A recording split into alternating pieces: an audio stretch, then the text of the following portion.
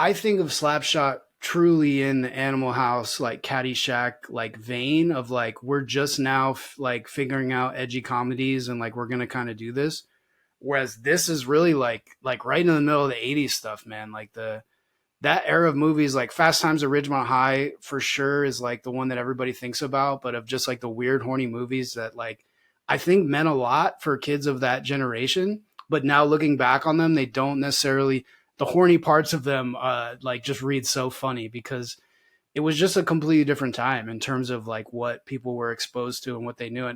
And I'm sure like, I bet that this movie did, I bet it did it for a lot of young ladies for sure at the time, man. Lots of oiled up Rob Lowe, leg press and half pads.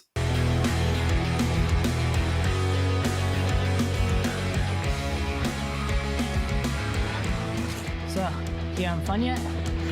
Welcome to the Late Game Podcast. I am co-creator Jeffrey M. Zucker, along with one of the most amazing people on the planet, writer, director, all things Jeff Tyner. Always lovely to see you, especially after a hard-fought game. Yeah, I'm a little sleepy from that game, from my kids. Always lovely to see you. Yeah, but I'm throwing some energy in here for the, this is me pushing energy into my brain for this recording. Get some smelling salts for you. Oh, yeah, that would be good. Although I fucking hate those. Yeah, they're the worst, but we got a few pizza boys who will use them sparingly and do what you got to do. You take the sniff occasionally or no? If it's, if it's available. It's like cocaine at a party or something. Yeah, like if it's passed to me, sure. I'll take a little dab before I'm out. My thought process is it can't hurt. Like, I could use any edge I can get, even if it smells like doo-doo adjacent. Yeah, it kind of makes me gag, but that's all right. But speaking of beer league, let's see. First, you had a game on Sunday, which was your first game back after a wrist injury. Correct. Yeah, and a fun little tale for it. Our beloved captain, manager, John Watterson, Waddy, have pulled a little subterfuge with the game. Apparently the team we were playing, they all had Broncos tickets. So Waddy, being in constant communication, found out they only had 2 skaters and a goalie. And instead of informing the team that this was the case, worried people wouldn't show, his mind's on, we got to get the forfeit win. We can't just show up and get no credit for it. So he just tells us he's been working. He's got subs for the other team. No worries. And then kind of breaks the news to us a few people at a time in the locker room as people trick in. He was like, I guess I'll say this again. But there were a few faces I saw that are like, why the fuck am I here? I am not of those people. I was very appreciative of his efforts because basically we played a really high-level pickup game with refs and a scorekeeper because they didn't want to not get paid. So they just went through, did their due diligence. Minimal whistles. Really good time. I think the final score was 13-11. It's good to see the boys. It was our first game back after about a month-long hiatus. And I believe he's going to be at the next game for his true final game, but it was another opportunity to skate with our boy Nate before he heads off. So it was a great time. I had a blast, and I'm very fortunate it worked out that way. Because again, coming back from injury in Canada, taking time off from working out when we were in Canada. I very out of shape, very much needed an easing into things. Yeah, and I'm glad it worked out. Certainly when I first heard the story, my initial reaction was like, what the fuck? Like, I would have wanted to stay home if I known about that. But I'm sure even the guys that felt that way were probably happy they were there, like, once they did it. Yeah, it was, now I'll tell you, it was contentious over, Waddy pre-picked the teams too. So then that became a thing. Yeah. So we have white and black jerseys. So he would tell people, so-and-so who's in a black jersey, you're actually in a white. And then that could, our boy Trevor, I don't know what happened, but he switched from white to black. I was on the black team. So I do know who was playing. I mean, they were divvied up even. It wasn't like we stacked one team. I love his dedication. Oh yeah, dude, it was, like I said, it was a finely curated event. He, Waddy, he's on another level, man. Outside of all this effort he does, he brings us snacks, from his work, baked goods, prepackaged baked goods. It's like, I don't want to say the company in case it gets him in trouble, but yeah, it's excuse me, it's great. It's spoiled me, I'll tell you that. Yeah. Yeah, he's definitely the kind of captain that'll spoil you. Well, I'm glad that it was a good skate at least, and good test prior to last night when we played in the summer championship of our Big Bear League. Yeah, I have a horrible championship run right now of like I've lost my last 6 or something championship games. It's gotten pretty bad. I've lost 2 or 3 in a row. But yeah, 6 is pretty rough. I mean, we lost 4-2 to the Colonels. It's a really good game though. It was close. And, yeah, I mean, I almost tied it early in the third. We were down 3-2 and I got a really good chance.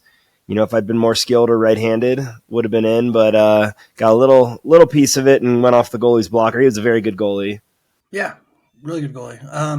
Yeah, it was a very good game. Yeah, I mentioned this to you last night, but that game could have gotten really stupid and chippy and physical had the refs not called a lot of penalties. It felt a little one-sided at first, but they really evened it out, and just the second shit would start to stir up. They take one, take both, whatever, and it kept the temperature of the game mild. Yeah, because people were clearly being spicy, and it's like the refs immediately knew that. Like that's a good beer league ref. I'm tempted to actually write Big Bear because I feel like people only do it to complain about refs and never to say a good thing. So that one guy is a regular there, the guy ref. He's a good ref too. I like him. Keeps it chill.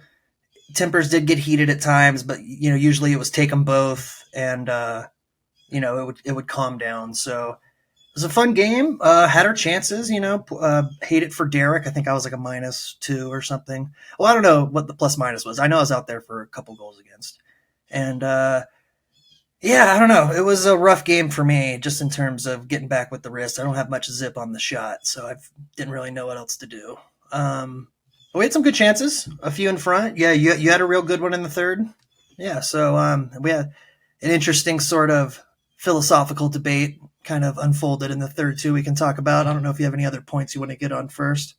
Reese scored a beautiful goal. He and Derek, Derek and Net were probably the best guys I thought overall. I mean, everybody played pretty solid, but I'm pretty sure his name's Austin. I feel bad. Like I'm still kind of guessing names. He got slashed almost identical to the way I got slashed. Lower hand, right on the joint, and he's our best player. So like it really, same thing. He didn't have much zip on the shot because it's his bottom hand. So that was a kind of a big blow early on too, because he's really fucking good. Yeah. Yeah, I mean, it sucks for him. It was impressive that he powered through. Hopefully it didn't hurt it further. Tougher than me. Who knows? Well, younger than me. Let's put it that way. Younger, yeah. But yeah, no, in terms of the philosophical debate, so, one person on our team suggested that a few of us that were less skilled, we had a pretty full bench. What do we have? Like, we probably had 3 lines almost. Like, we had 2 centers, 3 sets of wings. And yeah, like, suggested that a few of us less skilled fellows rotate so that we could always have, like, good dudes out there. And, like, my perspective is, like, yeah, I mean, I think it's, like, for the last few minutes, maybe not the whole third, but I also don't want to start shit. Like, I don't care enough to, like, argue. And this guy seemed pretty adamant about it. I mean, personally, I feel like I play my best in the third when it's on the line, and so I took the first shift for our group. I didn't really know what was going on. No one was going. I was like, I'm going. And that was the one where I almost scored, and I skated really hard. I had a really fun shift. And then, like, yeah, I get to the bench and we're rotating with me and 2 other guys. And yeah, I thought it was a little extreme. Like, and if it's late in the game, last few minutes trying to tie it up, like, yeah, but, and then when he went on the ice, the other guys were like, no, you guys go. Yeah, so I actually spoke up against it when it was, and suggested is putting it lightly. He was telling us. And I immediately was just like, we're all paying the same amount. Like, it's a 1-goal game and we've all been playing, like, so that's my first, I I guess, yeah, it just, maybe he said it enough times that everyone just started doing it. I don't know. I mean, for me, like I took that first shift, and then when I got to the bench, he implied, well, this is what is happening now. And I could have been like, no, man, I'm going out a regular shift, but I'm not like trying to say I'm better than anyone. Like, I'm just like, I've been taking a regular shift and we're playing well. Yeah, see, that's irrelevant to me because we're on the team. There's no fucking coach. I'm all for like, and I can speak to this from two different perspectives too. So I was in the top 6, if that's what you want to call it. And I'm against it. I'm against it. I'm against the agency being taken away because I've said before on my Sunday team, I am very comfortably one of the bottom few players of that team.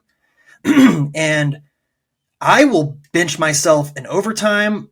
If we're down a couple goals and we've got a power play coming up, I'm like, I don't want to be taking up that spot when we have so many awesome players. So I will do it to myself. And even then I'm still getting pushback from my teammates to say, no, dude, go out. But I'm like, no, let's get these 2 much better guys out right now. And that's fine. I've seen people go too extreme with that and like try to bench themselves basically for a whole period. And like, that's too much. Like, I guess what I'm saying is I don't like anyone telling someone else you're not going out there. And for, again, a 1-goal game going into the 3rd period, like, let's just keep playing the way we're playing. We're 1 bounce away. Like that's been the only difference, you know? So I didn't like that. And it did throw things off, I thought. It threw things off. Absolutely. Like, I mean, I wasn't complaining too much when I was on the ice because it put me on with Reese and Austin, and because Austin switched from center. I really hope I'm getting that name right. So, you know, when I'm on the ice, I'm not complaining because I'm playing with really fucking good dudes, but it also, penalties kind of screwed it up because we were a wing pair going out there and I didn't have legs enough to be one of the 2 centers. So I thought it started out great. I thought we might get the pairings back in the second. And then, I don't know, I kind of got into the zone of skating. And then like I come to the bench at one point and like, had you skated since your first shift when I got to the bench and said, you guys go? Do you remember that? No, I had only skated once in the period. And there couldn't have been 5 minutes left in the game then. Yeah, so I mean, like, I probably had like 2 shifts. And that pisses me off retroactively. Like I guess when I'm coming off the ice, I'm kind of sticking maybe closer to the front of the line, just of like where the gap is. Like when I see it, I just see the gap and I sit there. So I guess I just kind of got out of the flow of the bench and just kind of didn't realize it. And then when I saw that, I was like, that's so fucking stupid. And then, yeah, like we didn't get scored on when the quote unquote depth players are on the ice. That 4th goal came when me, Reese, and Austin are out there, you know, like it's just, I think it's icky. I don't like it. And it's just, I think we would have been fine just rolling. There are circumstances, but like we seem to both understand them. Like I feel the same way as you said on your Sunday team. Like, yeah, that's how I've always acted at this level. And, you know, it's whatever. It was a championship. I get like teams get fucked up by not sticking with what they usually do in special games, like as if beer league is special, but it is what it is. But the thing that I hate even more is like on a previous team I was on, like there was a guy who like very clearly we'd be put in the same category of skill level. And, you know, there's people that there's at least one on our current team that are good or fine, but they think they're better than that. And so like this one guy in particular, like I know that my skill level is equal to his, and he'd be like, yeah, man, can I pop out instead of you like for this one? I'm like, no, you can't.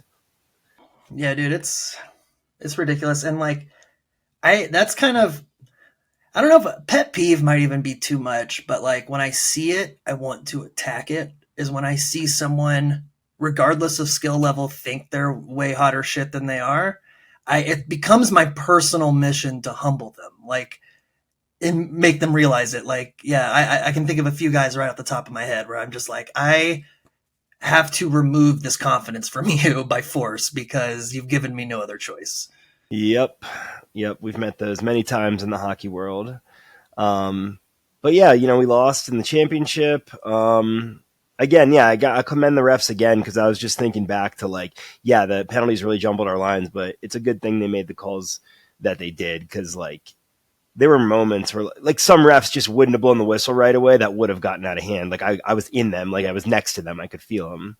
Yeah, no, it was a great job because especially with my wrist, I did not want to get in the shit with anybody. I was really sticking to the perimeter. So I'm glad it didn't turn into one of those games. Even when I went in front when we were really pressing in the third, like my thing is, if I'm in front of the net, I know I'm going to take some contact. Like that's why I'm there. But it's like I'm basically fine with anything that's not cross-checking my ribs.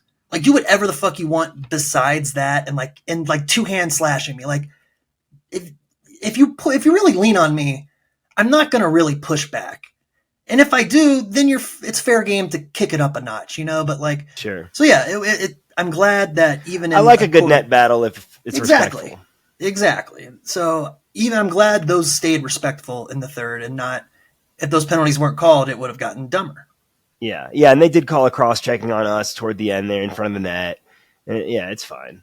But yeah, it's rare you get to praise the refs. But I think like taking the time out since, being last night, having the time to think about it, yeah, they did a really good job. And, we'll start. I'm going to miss the first game of the next season, but the next season starts immediately, of course, next week.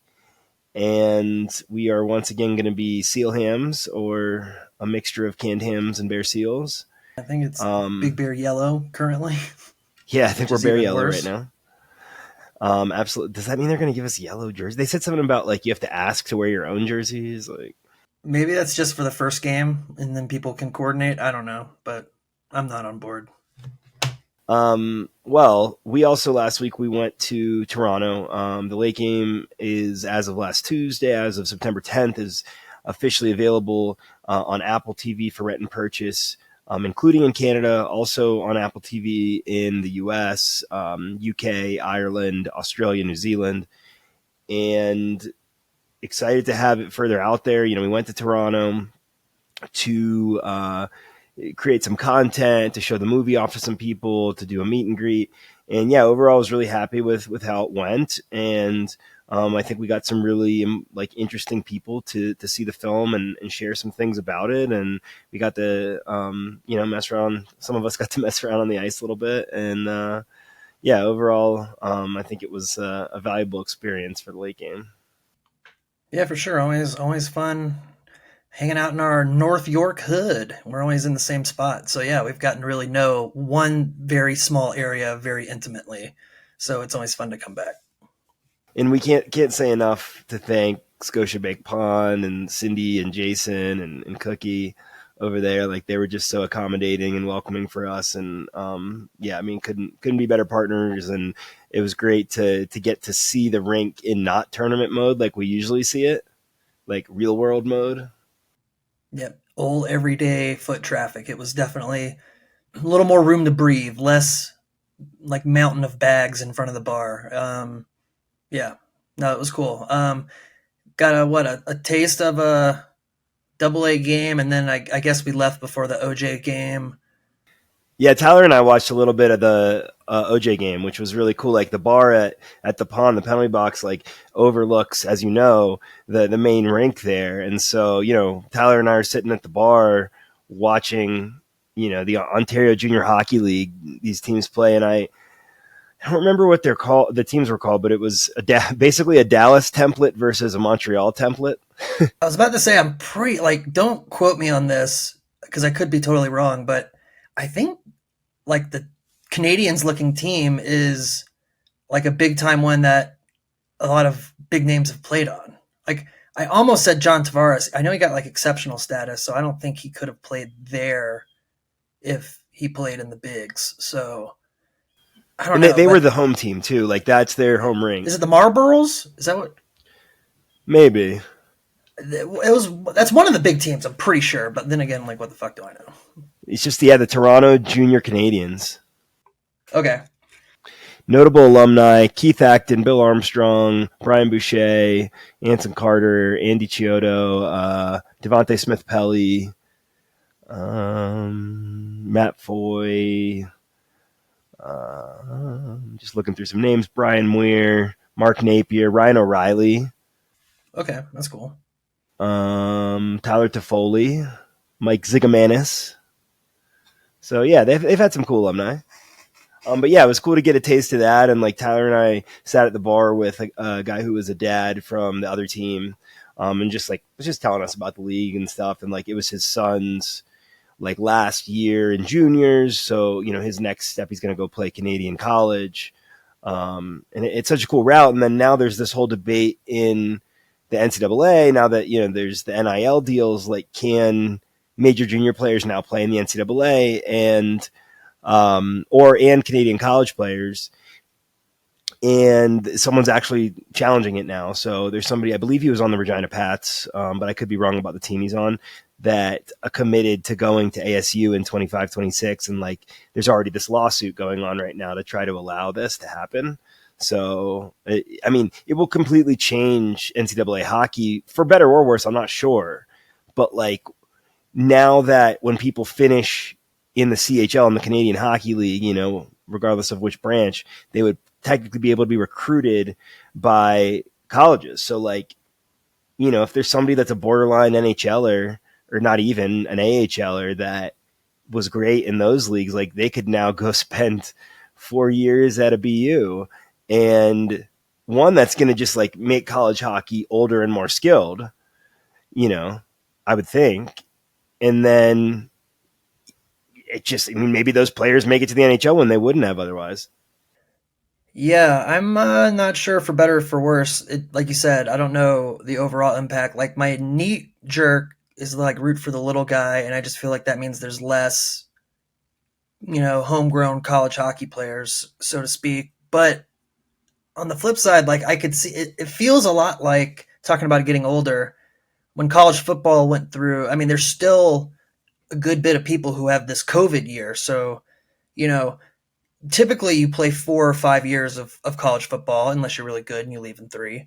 But there used to be very rare cases where someone would get a 6th, maybe a 7th year if they had like a lot of season-ending injuries.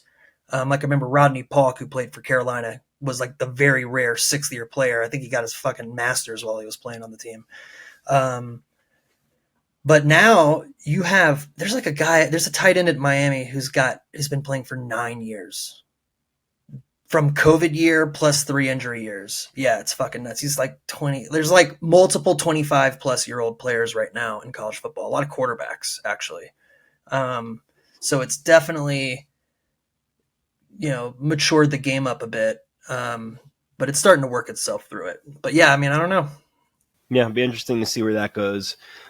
And so, yeah, Toronto, great experience. And then Tyler, Dan, and then our buddy Travis from SkolnSteel went to the Northeast Sports Cards Expo in Stamford, Connecticut. Sounds like that went really well. Got to connect with some fans of the movie, some buyers we know from SkolnSteel and Late Game Breaks. So it sounded like it was a fun experience overall, and we've really enjoyed being in that space. Totally. I haven't talked to Tyler yet, but I think they had a good time. Yeah. And while I mentioned the card show, we sold some merch there. So, we're running a little low on hats right now. If you want to grab one, pop over to thelategame.com and check out our store there. Get one while you can. And we're going to have some more cool merch coming up. And this reminds me we should thank the great companies that came out with us in Toronto. We had Blade Tech there. Anthony and his team was awesome. They did some great content. And then the guys from Gitch Sportswear, they were nice enough to host Sean and I at their office and just show us all they can offer. And they do a lot of stuff, and they have really high quality materials. Like, it's myself, having spent a little bit of time in manufacturing, you can tell that they've built the relationships that are required to have like products you can trust. And we've gotten that firsthand with our hats. We've been really, really happy with them, as have the customers. And so we're excited to hopefully do some more partnerships with them and do some more merch with them. Yeah, definitely pumped to see it. Sean's shirt looked pretty cool that he got from them. Yeah. I have one of those as well. And then, obviously our buddy Zach Bell, Always Hockey, who plays Casey Jackson in the movie, was there. We had some fun with him on the ice. And Coach Chippy joined us as well, which was cool. I'd been a fan of his videos, and it was nice to meet him, and seems like a great dude. Yeah, definitely. It was a good screening. Yeah, so get merch. And then we don't bring up a ton of like current NHL news, but I have to bring up this one. So, for those that don't know, I am a devout Sidney Crosby fan since he was in junior. He's 4 months and 12 days older than me. So it just makes it real. And I think it's taken a lot of people time to catch up with me, and like, not that anyone loves him as much as I do, but people really appreciate him now. And but this most recent thing was like, I mean, for me, it just like cemented him as an all-timer. Like, this is a guy, he signed, 11 plus years ago, this 12-year deal, $8.7 million a year, which people considered a discount at the time, because he wants to help his team win. And so like everyone figured, this extension he was going to sign this summer, we figured, like maybe he'll do 10.87. Like he needs a bump, right? Like, and like on an open market, he could command despite being 37, he could command significantly more. So yeah, like 10.87, that sounds good. Sounds like something he'd do. Fucking comes out yesterday. 2 years, 8.7 million. And it's insane that he didn't take, like, he's left so much money on on the table in his career. Like I've seen estimates of 50 to 60 million at least, like for the team. And like, obviously he has endorsements and stuff too, but it just shows you that like, he's a team first guy. He wants to try to win, but he's loyal. Like he doesn't want to leave the Penguins. And he also said like, he wants to play as long as he possibly can, but he doesn't want to tie them up. So he's going to do a 2-year deal. So he has 1 more year left on his last contract. Then I'll have 2 more years. And then we'll see if he, I mean, he's one of those guys you got to think can play in their early 40s and the kind of guy that would want to. Especially with the advancement of sports science and like how seriously he takes it to an almost Tom Brady like level of, he's viewing it transactionally of like, I have to take care of my body because that's what drives the ship here. So yeah, I wouldn't be shocked at all. I mean, how old was Yager when he finally left the NHL? Was he 45? Yeah, late 40s. I mean, he's 52 and still playing pro. But I know he's still playing out there, yeah. But I was in Czech, yeah. Yeah, he was like late 40s, and I feel like Chris Chelios, what was he? He was like mid to late 40s. Yeah, I want to say like 42 or some shit. So, I mean, I wouldn't think it's crazy if Sid goes to like 44, 45. It would be amazing. Even if he only goes to 40, like whatever. He's just a legend. And yeah, just seeing that, like, he would have still been doing the team a favor to take 10 and change, in my opinion. So, like, the fact that he's stuck with the same salary he's had for this long is just like, man, like that's legit. Like I know he's got plenty of money, but like most players aren't like that. Most people wouldn't do that. When they have the chance to grab, they grab, and he's just like so damn selfless. Like I wish he was a little less loyal because I'd love to see him with Mac and the Avs to get another cup in his hands. And I hope the Penguins can at least drag themselves to the playoffs for him. The last 2 years, he's been fucking crushing, and they just like lose the last game or two to not get in the playoffs. And I just like, please get in the playoffs for Sid since he won't switch teams, please. Like, I think Dubas knows that. Like, I think he's going to salvage the future in order to try to get Sid back in the playoffs. Rightfully so. I mean, 3 cups, that's why. He's got the right mindset. Yeah, he's a GOAT. I could talk about him all day, every day. And yeah, people use the GOAT word too sparingly. That's for like the Wayne Gretzky's, the Tom Brady's, the Michael Jordans, and the Sidney Crosby's. There you go. So, love Sid. Go Sid. Go Pens. Go Avs also. What have you been watching, though? I know we got a lot of watching time. We didn't go into our airport dilemma, but we ended up in the Toronto airport for about 12 hours. Yeah, that was a blast. So I finally got around. I'll try to fire through these quick since it's a lot. I finally got through the Shane Gillis Netflix show Tires, which was I thought the pilot was a little unspectacular. So I watched that a while ago and then just never followed up. But we had nothing but time to kill, so I burned through them kind of just in one sitting, and they were fucking great. Like he plays a character that just feels so close to so many different people I grew up with, that just, it really scratches an itch for me. And I like the other people on the show too. It's a lot of people's kind of like first big thing. At least the few that I looked up on IMDb. So yeah, that was really good. A lot of good. I'm excited that that's getting another season. Also watched the first Fast and Furious to calm me down when I was at my most rage filled. I did a triple hitter of Action Boys movies for my favorite podcast, The Action Boys. Time Cop with JCVD. I don't know if you've seen that one. No, but you told me about it. It sounded cool. It's so fun. It opens up like in the Civil War, like these Confederate troops transporting a wagon full of gold, and then like a bad guy kind of shows up with like a big coat. He's kind of hiding, and then he just pulls out like 2 Uzis and like hoses them all down, and you're like, what the fuck is happening? And it's like it's like the most nonsensical time travel shit, but it's so much fun, and I'll go to bat for JCVD any day. Then I watched the Steven Seagal movie Marked for Death, that I hadn't seen. I don't think I'd ever seen this one. I think this one avoided me as a kid. I watched a lot of them. Fucking ridiculous. I don't even want to go in. I can't even go into it. But it was a lot of fun in guilty pleasure-y type of ways. And then I watched the Ice-T Rutger Hauer movie Surviving the Game, which I've seen before. I think it's a movie that if you saw the cover of it, you'd roll your eyes at and think it's just like kind of a crappy action movie. And it punches above its weight, man. It's so fucking good. Like Ice-T plays a homeless guy in Seattle who gets like offered a job to be a survival expert for these rich guys on this hunting trip. And like they lay it on pretty thick, so it's not like a huge reveal that like they're going to hunt him for sport. and the hunting group it's Rutger Hauer, it's John C. McGinley, Gary Busey, F. Murray Abraham, I forget, I don't know who plays his son. And it's basically he takes them out one by one, and he's not like a Green Beret or anything. He's just a homeless guy who's very resourceful. And then you learn a little bit about his backstory and all, but man, it's such a fucking good movie. They just don't make movies like this anymore. Surviving the Game. It's a fucking classic. Surviving the Game. What year is that? It's like 94. Me and Aaron watched that one in college for the first time, and like I got fucking hooked.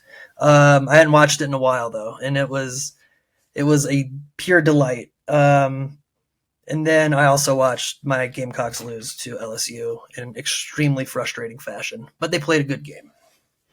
So yeah, that's my lengthy watching history. I like it. You got some fun watches in. Despite all of our time at the airport, for whatever reason I wasn't that much in the mood to watch things. I was more working or reading. But I watched the season finale of Sunny on the way there. As I'll always mention, featuring our awesome friend Joanna Sotomora. And I loved it. I just thought it was a really great season of TV. I'm crossing my fingers so hard for them that it gets renewed. I think it deserves it. I think we're at kind of a weird time in the streaming worlds where all these streamers are trying to cut dollars back and show that they can make this profitable. But I mean, it's Apple. Come on, Apple. Like, it's a good show. I think they'll keep it going. So I'm upset it hasn't happened yet. My fingers are crossed real hard. Fingers crossed as well. Yeah. And the only other thing that I watched was, there were a few things I downloaded, and like, long story short, I had a downloading mix up, didn't get to watch what I wanted, but you had been telling me about the Batman and getting to see that rescreening. And then I know that new Colin Farrell Penguin show is coming out on Max. So, and I do want to watch that. So I was like, yeah, I better watch the Batman with Robert Pattinson. And I enjoyed it. Like I was a little hesitant going in because, Christian Bale is my Batman. I'm not going to lie, as many Batmans as there are. And Robert Pattinson was great. Like I'd say he's one of the better ones of all the many Batmans we've seen. I know I haven't seen the Affleck one that you like, but it was a good movie. It was entertaining. It was fun. It was long, but it kept me involved. Yeah, no, I think they took efforts to kind of stand out visually from past Batman. And I assume that looks inspired by a run of the comics, but I had mentioned to you that I had played the trilogy of Arkham games, Arkham Asylum, Arkham City, Arkham Knight, and those are very focused on the hand-to-hand combat and all the gadgets that Batman wields. And I thought this was one of the best representations of that, especially that opening fight versus the gang members. Like, he's using all these random things in his disposal in a fun way that just really, I remember when I saw that movie for the first time, I was playing those games. So it was like extra fresh for me. So I do think he does a good job with it. I like him as a bit of an emo Batman. And yeah, it sounds so foreign. So I just got to say, I mean, yeah, Ben Affleck's Batman kind of kicks fucking ass. Say what you will about the movies that he's in, but I was very shocked at how much I liked his Batman. He's badass, man. And remind me, did he just play Batman in like a Justice League in a Batman and Superman movie, or did he have a Batman specific movie? Or I haven't watched any of that. Yeah, DC was really trying hard to like emulate Marvel. So like, I feel like he does have. I know he has a cameo in that newer Flash movie. Maybe it's just a smaller role, like kind of like Iron Man in that the first Spider-Man movie. So I think he has done a few of these cameos, but I watched the Snyder Cut Justice League the first time, and that's where I was kind of surprised. I was like, oh man, like I kind of like what Ben Affleck's bringing to this. So then I finally got around to watching Batman vs Superman, and I I fucking liked it. Like I think it's long and it can be boring at times, but there's like 3 scenes from that movie I've probably watched 50 times on YouTube since seeing it. Like they're just so fucking awesome. Like it's Zack Snyder at his best, which is I kind of wish he'd just jump into like short form for Netflix or something and just do like 10-minute action scenes instead of movies where he gets lost, because he does have some talents, like really good talents, but I just think he suffers from being let too much control and just kind of dilutes himself. But those movies have some fun moments. So if I was only going to watch one Ben Affleck Batman performance, which of those should it be? Batman vs Superman, right? Yeah. All right, that'll get on the list. You, Noel, and I each watched Youngblood and had a great conversation about it in this series we're doing, going through hockey movies in the meantime, and really enjoyed it. We had a great conversation, got to dig in on this like funkies 80s movie. Anything going in? This is just probably my singular favorite hockey movie. And I don't know why, I was just shooting from the hip when I asked Noel, but like I just knew in my bones Noel was the perfect guy for this episode, and I'm glad he was just as enthusiastic as we are about it. So this is a fun one. Yeah, definitely will enjoy, and go watch Youngblood to follow up on it. Before we start, have either of you guys seen my copy of Nympho? I just see Moby Dick everywhere. It's not what I'm looking for. Yeah, it's a good book. So how we doing? This is my fave right here, Youngblood, baby. I have a long history of this movie and showing it to people for the first time. So I'm excited we have our own. Yeah, we'll get that started. I'm real tough, so I like to flex. I like to flex a bunch. My first tattoo from our poster illustrator, John Embry. Yeah, we've got our lovely turtle himself, not to be confused with Entourage, Noel Herland. How we doing, baby boy? Offensive star of the late game. Better now that I see y'all. Hell yeah. That's right, man. I'm just like when we did with Proton, to see your face, talk about something silly. I fucking love it. Well, I'm sure we know we got Jeff Tyner here. We got our boy Jeffrey Zucker. We got a Polly's trio here. I'll make myself Polly's for the time being. I got the Geno's cap on, by the way. I've got mine. I don't know if we'll still see it in the frame, but I've got mine on my Louis pillow back here. So yeah, haven't seen you in a little while, Noel. I can't remember. Did we actually link up when you were out here in Colorado recently? I saw you guys at the screening. I don't think I've been back since. Yeah, I don't think we. Yeah, I think that time you came back, I think we missed each other. What you been up to, bro? How's summer going? Yeah, it's been good, dude. It's kind of been like a mixture year. I guess like a lot of weird things kind of fell through work-wise. So done some improvising, been doing some bull riding, some things that I hadn't really like kind of laid into before.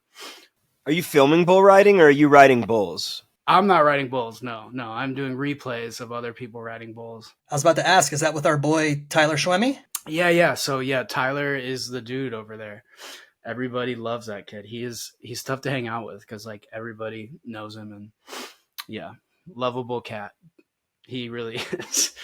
Friend of the late game. No, he's boys with mentioned in the late game Andrew Chernichin of the Stingrays, of Stingrays fame. He grew up with them, so he's been a very supportive friend of the movie. So glad to hear you're at least working with them. That's awesome. Yeah, for sure. For sure. But yeah, man, stuff's wrapping up. Football season starting.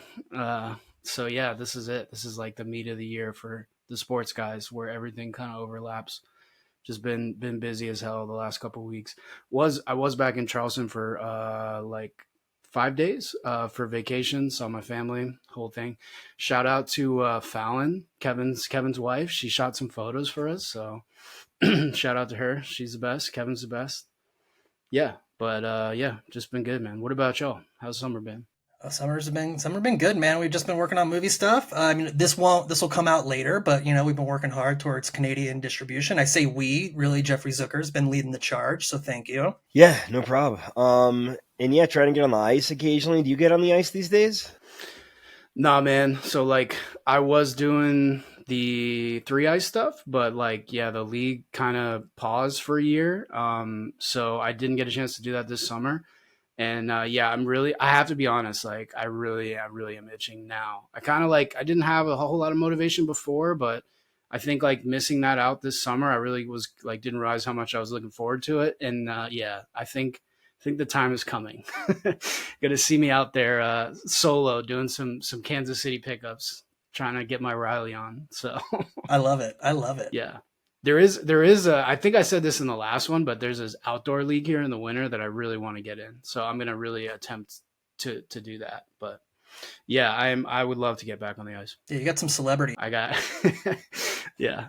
Someday that will hold weight, and they'll just put me on the team. You said football season started up. Have you done any games yet? I did. I've done preseason NFL. I'm sort of opting not to do college this year so much because I'm doing postseason baseball, which I did find out for sure that I'm going back to. So I'm going to do the National League Championship Series and then the World Series for Fox.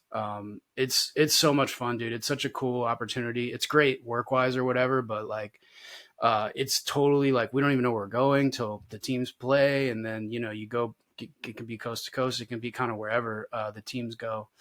So yeah, I did it last year as my first year. This will be my second year. So yeah, super excited about that, man. Postseason, like any sport, I'm in. Like you won't catch me watching regular season NBA, but like in the playoffs, like I'm all over it. And baseball in October is great. So I'm super excited. Love to hear it. I'm a bit ignorant on the subject. Are the Royals in it, or is it guaranteed you're going to be? The Royals are actually good this year, which is surprising. But yeah, it's really like I'm going to be doing the National League side first, so like probably won't see them unless they make the World Series. But yeah, it could be a lot of teams right now. I think like Dodgers, Yankees, Phillies, Orioles, San Diego. Those are all potential like World Series teams. But yeah, it's crazy. Like we find out maybe a week before where we go and then book all the travel. And then after the National League Series, you again don't know where you're going to go until the American League's done. So then, it's just kind of crazy. Like it unfolds as it's happening, which is unique. Usually we're kind of planning months ahead of time in terms of like what we're going to do. So it's a unique, opportunity. Yeah, Definitely. So sorry, tangent. Yeah, football. I'm going to do a couple like filling games, but I'm not doing a full package per se. This show is sponsored by BetterHelp. Sometimes as adults, we can lose the curiosity we had as kids. There are things like the guitar that I've always wanted to learn, but life has gotten in the way. Therapy can help you reconnect with your sense of wonder because your back-to-school era can come at any age. Therapy has been tremendously beneficial for me, and I think can help most people, traumatized or not, be the best versions of themselves. If you're thinking of starting therapy, try BetterHelp. It's online, convenient, and flexible with your schedule. Rediscover your curiosity with BetterHelp. Visit betterhelp.com/THPN today to get 10% off your first month. That's BetterHelp, HELP.com/THPN. Dope. Well, I guess before we dig into this, Z and I like to update each other what we've been watching lately. You been watching anything good? Man, me and Sarah are really into the show Alone. I don't know if you guys have ever seen it. So it's a reality show, but it's about like as real as it gets. They basically send people to really remote locations and just see if they can survive. And they train them to like use cameras and film themselves. So there's truly no intervention. They just like go out on an island. They have a certain amount of materials and stuff, but it's really like primitive. And yeah, just see how long they can survive. So that's the last thing that we like really finished up. There's like 15 seasons of it, but yeah, that show goes hard, dude. It's crazy. It's really like, you see, it's really mental. Like people, obviously certain people have skills or whatever, but it's about how long you can mentally just like be out by yourself away from people, like starving basically. Yeah, that show's gnarly. But yeah, the normal stuff too. I just finished The Bear, which I did really like the new season of The Bear. It got mixed reviews. I talked a little bit about it on here. I mean, I thought it was a good season and like good build up. I don't know that it was necessarily as good as the other two, but I didn't have a problem with it. I feel like some fans were like bitching about it. Yeah, I understand like it's not for everybody. So like Sarah, for example, like it's hard to get her to watch it because it just makes her anxious, I think. It's like you remember Uncut Gems, that movie? It's like if that movie was a show, it would be The Bear because, and especially for people that worked in restaurants, I think it just gives them like PTSD. But yeah, it's really well done. Like I don't know. This is again like did you guys watch House of Dragons? Are you guys I did, yeah. Thrones people? Like yeah, it's kind of a similar response. I had an issue with the last season. It was so much exposition, bro. Like they just like really just were setting everything up the whole time, and then even towards the end, like the best episode was like stuff was in the middle, and towards the end, it's just like let's fucking drag this shit out. Like I don't know. It's like a setup season. Bit. It was just exposition as a season, like for the last one. And I'd like to think, as someone that cares about the show as a whole, that it'll really fit nicely, like once it's all the seasons are together. But, we got to cross our fingers on that. Yeah, we'll see. I mean, it was still good, but I was bothered for sure by the pacing and the way that they kind of dragged everything out. But yeah, what have you guys been watching? I saw that new Beetlejuice movie in theaters. That was a fun one. I'm not like a diehard fan of the first one. I mean, I like it, but I'm not like a chronic rewatch or anything. But it was a lot of fun. I think that's like a lot of it's just the magic that is Michael Keaton and Catherine O'Hara. Like they both. I mean, Winona Ryder's great. Like everybody in it's great. It was a lot of fun. Hell yeah. Well, we appreciate you joining us to talk about Youngblood too. You just got that watch in as well. Yeah, this is like, I know this now as Tyner's movie. Like, I think like, Tyner has like given this movie probably new life to a whole generation of people by referencing it so much. We created like a nickname for this guy named Greg. Everybody called him Diener because of this movie and because of Tyner for pretty much no reason other than the fact that he loved the movie. So yeah, I want to go ahead and just say like, I am such a big fan of the movie. I liked the movie before, but it is funny like how it makes me grin a lot. That's this movie it's a very grinnable for a lot of reasons. Like some of them cliche, like silly reasons, but like yeah, just a very very grinnable watch for sure. It's got a very thick like 80s layer to it, like over all of it. And I love that about it. The thickest. Yeah. 100%. Yeah. The outfits, dude, the clothes and outfits, I think I made maybe the most notes about like just the gear and like the clothes. It's just so funny to me. The choices that they made, I think were hilarious. And like, I don't know. I wasn't really like, I wasn't even there in the early 80s. So I can't tell you how accurate it was, but from my understanding of it, it kind of falls in place. So yeah, super funny choices. I have a few notes that are specific to at least Cynthia Gibbs' wardrobe. And well, what's your history with this? Like, when did you learn about it? And like, when did you first see it? Probably, I mean, I can't say for sure, but it had to be college. Like, played club hockey in college, and like there was definitely lived with all the hockey dudes, and like I had to have seen it around that time. Probably we were watching all the hockey movies that we're going to talk about: Slapshot, Miracle, Mystery Alaska, Deep Cut. Yeah, so like it had to be probably the like 20s, somewhere around there. And yeah, I think the first reason a lot of times you see movies because you're like, oh, who's in it? And the selling point to this movie, I was talking about it yesterday at work. Like, I'm like, yeah, it's like Rob Lowe, Patrick Swayze. It's like Keanu Reeves' first movie. Like, you can kind of sell it on the points of that. But truly, this was like before all of them were really known. Swayze popped a little bit later, like Roadhouse, all that. He had done Red stuff Dawn, was like later. but Yeah, not his that's big true. ones. Yeah, Swayze but was like not his big definitely ones. like Swayze was the guy. Like Swayze was for sure the star in this movie. But I feel like, yeah, even he was still kind of coming into it. Like his biggest movies were later 80s, culminating with Point Break in 1991 for sure. But yeah, Rob Lowe, baby. Keanu Reeves, man, that poor bastard, dude. Like, why they made him do the French Canadian accent, right? I want to know if it was his idea. He was a legit hockey player too. So many of these guys can't skate, and you could tell they can't skate. And here's a guy who legit like fucking had OHL offers. They made him be the French Canadian goalie. So funny. Nuts. Z, how about your history with this? Because as close as we are, I don't think I know for certain how you learned about it and how you came into this. Yeah, I don't even know for certain. I feel like I'd heard about it growing up, like as another hockey movie that I hadn't seen, but I kind of think I don't saw it till like college age, either at your apartment or like bought it and watched it at school. But definitely also was in my 20s, I think, when I saw it. Oh yeah, I definitely remember watching it in college at one point. And yeah, I mean, I think like I'd heard about it, but it was just crazy to see a hockey movie with these guys in it, Swayze and Lowe. And yeah, I mean, Keanu, you barely get to see him, but that's probably the coolest aspect, like looking back.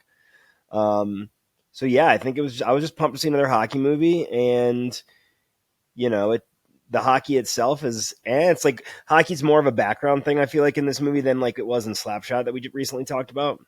Yeah, like I agree. Piece almost. Agree, for sure. That's the 80s sheen to it, I think, of just like there has to be drama and romance, you know? So it's like, well, I just real quick, I'll try not to chew up too much time, but like my history with this started in high school where former Stingray Buddy Wallace, I would do lessons with him before school, like 6 a.m.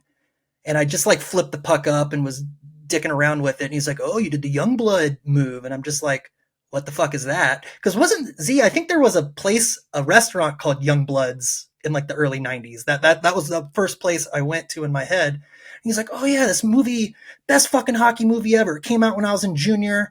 And at the time, like, I don't think there's a hockey figure I respected more in like my actual day-to-day life than this guy, because, you know, you're 16, you think you're hot shit. And then I started doing lessons with him and it magnified like, oh, I'm actually dog shit at this. And this is what skating really good looks like. And, but I couldn't find it anywhere.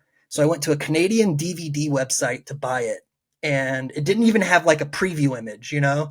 So fast forward a few weeks, I get this like blank manila envelope. It comes in, and we're going to have to get Nick to pop the cover in, because it was like the most homoerotic cover. There was no preparing myself for it, because it's just Swayze and Rob Lowe, and the flannels burst open, and the hair is feathered a little bit. And I was just like, what the fuck is this?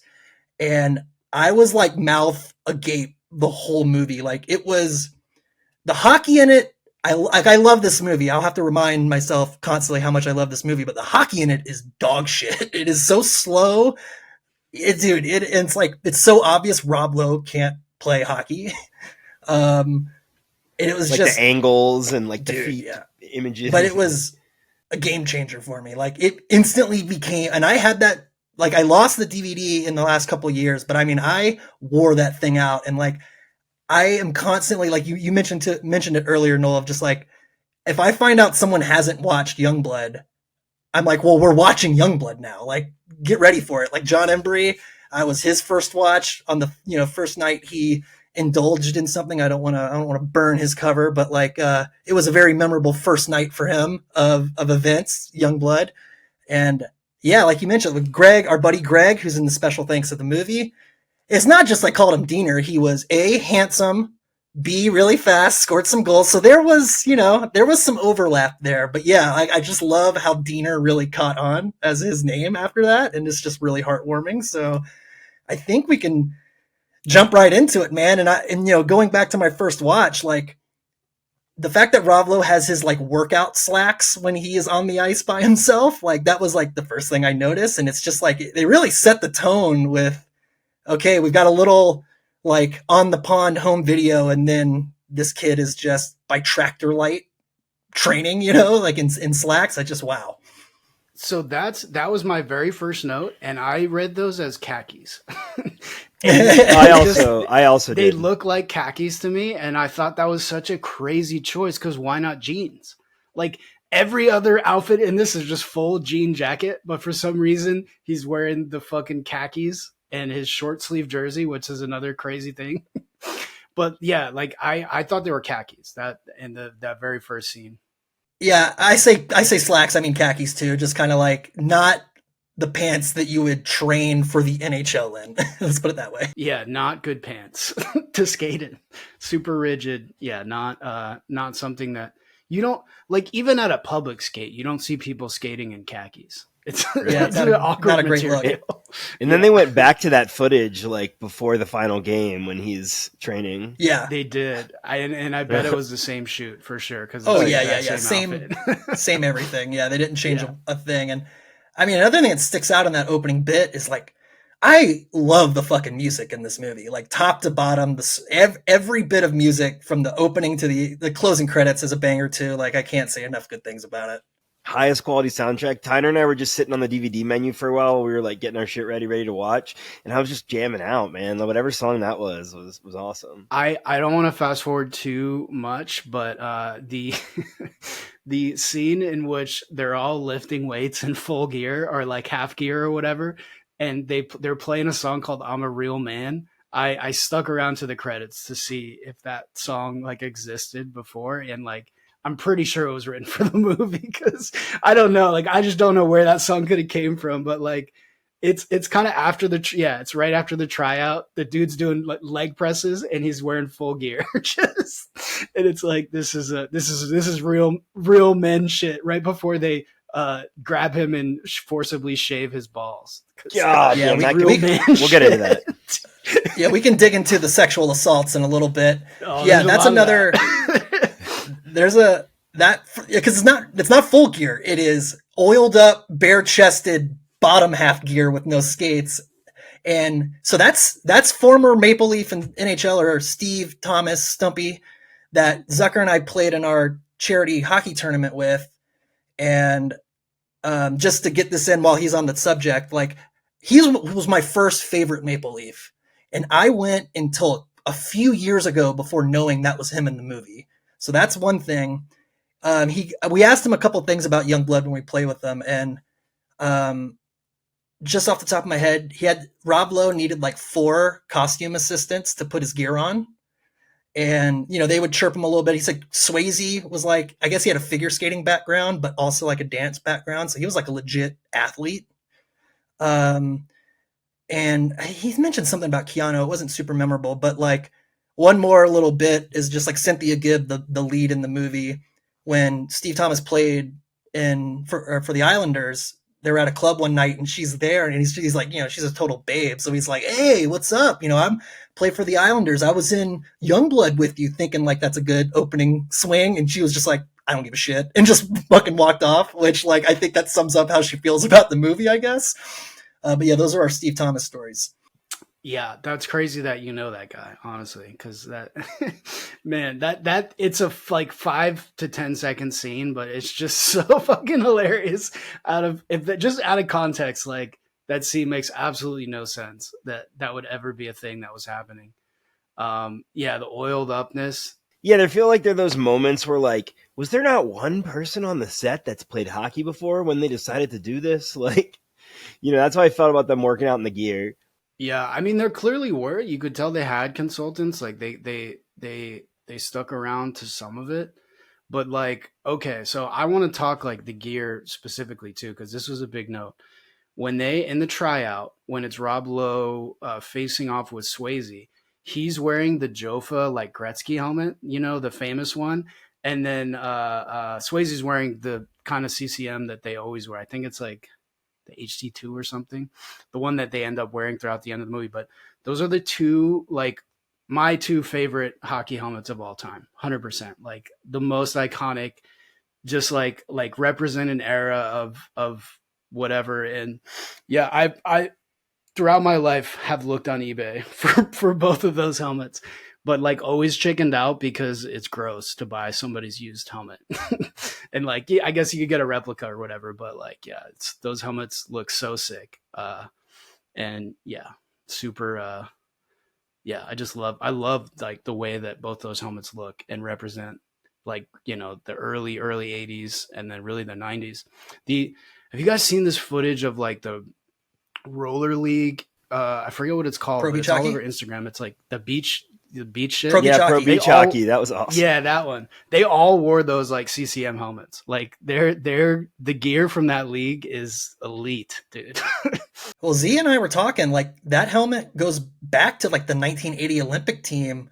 And I mean, that helmet was in the NHL into that's true. Maybe the early aughties, you know, like it really I was going to say even later than that. Like it was around pretty recently. It was into the 2000s because like I used to, when I was in high school in Charlotte, so let's say 2005, there was some guys that like some ex-pros and stuff that used to play and they would still wear those helmets. And a lot of them like had been playing a couple years early. So it's definitely like, yeah, into the early aughts for sure. Well, back it up just a little bit. We get like a lot of the movie dynamics set up right after that like title credits montage, which is just like, I actually shot this scene with Diener and Aaron and I've seen it. Oh yeah, dude.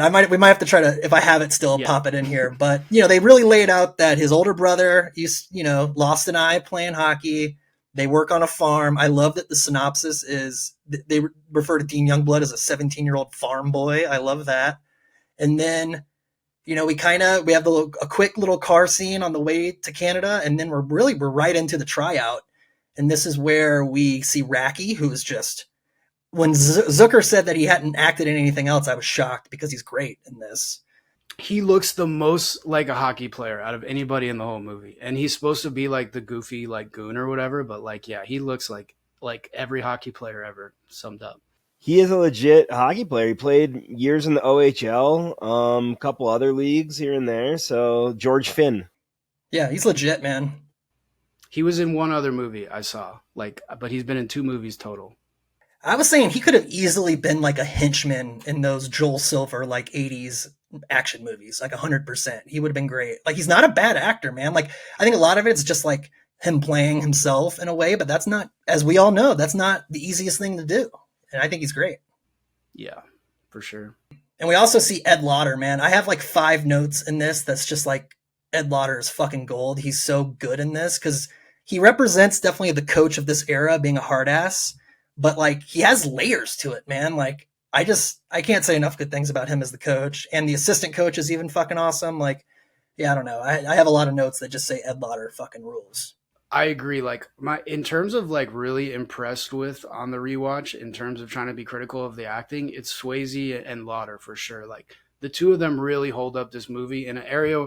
Like, I'm not trying to bring people down, but you can tell like this isn't, the acting in it is not like what's keeping people going, but like the way, yeah, both of those guys are just like great fucking actors. You just can kind of like get lost in the middle and no matter what they're doing, you believe it.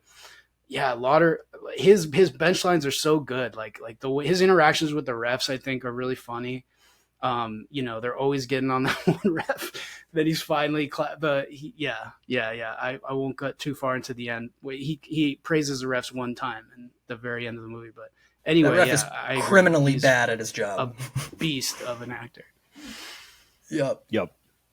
As Z pointed out, Mike, what's his name? What did they call him? Like his like Hannah was the ref's name. Hannah the ref. Right. You're talking about what was the Ed Lauder name when they're talking about him on the Rangers? Mad Dog, Mad Dog Chadwick, I think. Yeah, Mad Dog, whatever. Like, that's a good fucking name, dude. He sells it that he used to be like a '60s era fighter. Like when they're fighting, he's like they show the black and white photos of him. Like, yeah, super funny. Z pointed out to me they mention that Dean Youngblood has 92 goals in whatever league he plays so in. far. So far. And Z, tell me what you know about that. Oh, I just 92 is the number, the record in a season. Wayne Gretzky, is 92. So I thought that, obviously not in juniors or whatever he was playing in, but in the NHL. And then they said Swayze later had 91 in whatever his season is. So I don't know. I need a little more clarification around a lot of the stats they use. Yeah, we'll get to that quote that Swayze has too. It does not sound like the way a hockey player would say. He's like, I made 91 goals with that. I made 91 goals. So much of that you can see the like scripting of it, like actors reading lines. I noticed it a lot when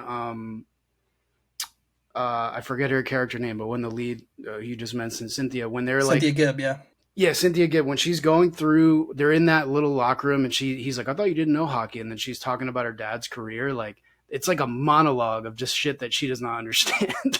And like there's so many extra words that are thrown in there that it's just it is funny looking as a hockey player objectively. Like obviously they didn't know the sport or whatever, but it is pretty obvious when you hear people talking about, whatever stats and shots and stuff like that people don't really talk like that. Right. It doesn't matter for the average audience member if they don't play hockey. I feel like it's, my wife's a nurse practitioner. So if we watch something with like medical stuff in it, and it's like, she'll see things they clearly glazed over, but like average Dumbo like me doesn't notice. Yeah. It doesn't really matter though. Like I think for the casual viewer of the movie, like the point gets across.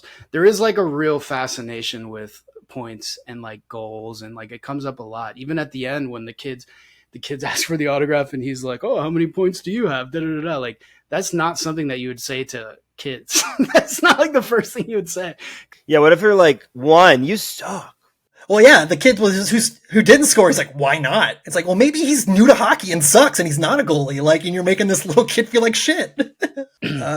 So yeah, we see Swayze, Derek Sutton, and then I didn't check the actor's name, but the guy who plays Hewitt, I'm weirdly obsessed with. I think he's like not a great actor, but boy, is he bringing something to this weird role of his. I know exactly. Yeah, I want to look. He's like the defenseman. I'm gonna look up his name. You guys. Yeah, because I agree, dude, he was awesome, and there's a chance that maybe he never was in anything else. Peter Fawcett. Really good in this. I like that. I think a lot of Peters in here. Peter Zezel as well, former Leaf, has a nice few featured shots. Yeah, dude, that's like a legit NHLer. Peter Zezel, for real. 873 games played, 608 points. For real. I mean, Stevie Thomas too, man. Well, yeah. I mean, he's 1,200 plus games. My notes are they're great at building suspense, meaning like that opening face-off with him and Racky. Like there's that eerie tone that comes in, and they set it. But the problem is like the pace is so shitty. And one of my notes is hockey's never been slower, which is like it's just that combined with how many loose pucks are just like completely stationary with all 10 skaters slowly going after it. Like I love all that little shit. So yeah, we've talked about the weird hockey dressed leg press earlier in. We got Keanu's first shot is balancing tape on his head, which is clearly like, oh, we need one more thing for this scene. Hey, like do something fucking stupid. And he comes and goes. But yeah, Z pointed out, cutting Racky in the locker room in front of everyone just seems like unnecessarily cruel. One of my notes from that part too is that like the way that he makes the team after that is like he just looks at it, he looks and he's like, get him a jersey. That's he doesn't get like a you made it kid. To like, to like, be like you're in or whatever. He's always frowning and he's always just like upset. And dude, like the vibes that he has, at one point he says it to the coach, like, I don't know about like these modern hockey players. I don't know if you guys are really made of it. And like, man, if that is not relevant to today of just old dudes who are convinced that everybody is soft. Super consistent. You can't do Michigans in a game. Yeah, you can't do dangles. Exactly. Just fucking dump and chase and get off the ice, you fucking dork. Yeah. Big hockey coach vibes. Oh, yeah. So, Diener makes the team. Racky's pissed. He goes out with a stick in his jock. Like, what is he going to do? And then Z points out that Racky, I guess, doesn't even have sticks. Like, he's leaving without a fucking stick.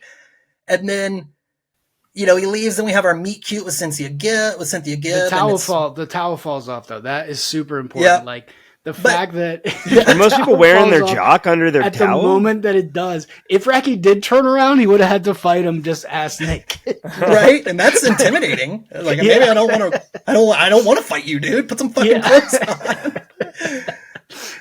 Oh man. That would have been great. So this all happens, and then the next scene is a gang rape sexual assault. And like, how is the joke on Dean Youngblood that we're grabbing your dick and shaving your balls? That's a joke on you. I think what's crazy about this is that it's not super far off from like what people actually do and teams and stuff. And I think it's crazy looking back on it now. Like it seems crazy, but like that is something like, yeah, dude, it's funny now looking back at it with the real modern scope of like a lot of this movie could be considered, misogynistic, homophobic, all that stuff. But like there is like a giddiness in all of them in that scene, I think, that is pure, as stupid as it sounds. But like, yeah, that scene is crazy. A note that I have too, and this is just like overarching of the whole movie, is like, there's no good moms in this movie. Like Dean's mom is the villain. And then Cynthia Gibbs' mom is also the villain with the rich guy in New York. So like the single dad is the fucking like hero of this movie. And that is hilarious. Like that they made a whole movie that way. Like there's no good female characters. There's really not. There is the slightly rapey billet mom and Cynthia Gibb. Like that's it. Well, Dean Youngblood's a minor, so it's rape. Exactly. Like that's what I'm saying. Didn't we talk to Peter Markle, the guy who wrote it or made it? No, you reached out in anticipation to it. Me and Finn spoke to the DP of Miracle. Right. Okay. Maybe we never got to Markle. I know we at least tried.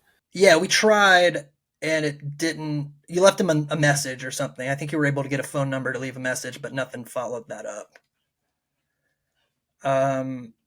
But yeah, I mean, so we go right into, like, Dean Youngblood's first 24 hours in Canada, he is sexually assaulted twice from the teammates and then Miss McGill. Like the billet mom, yeah. Yeah, so that's...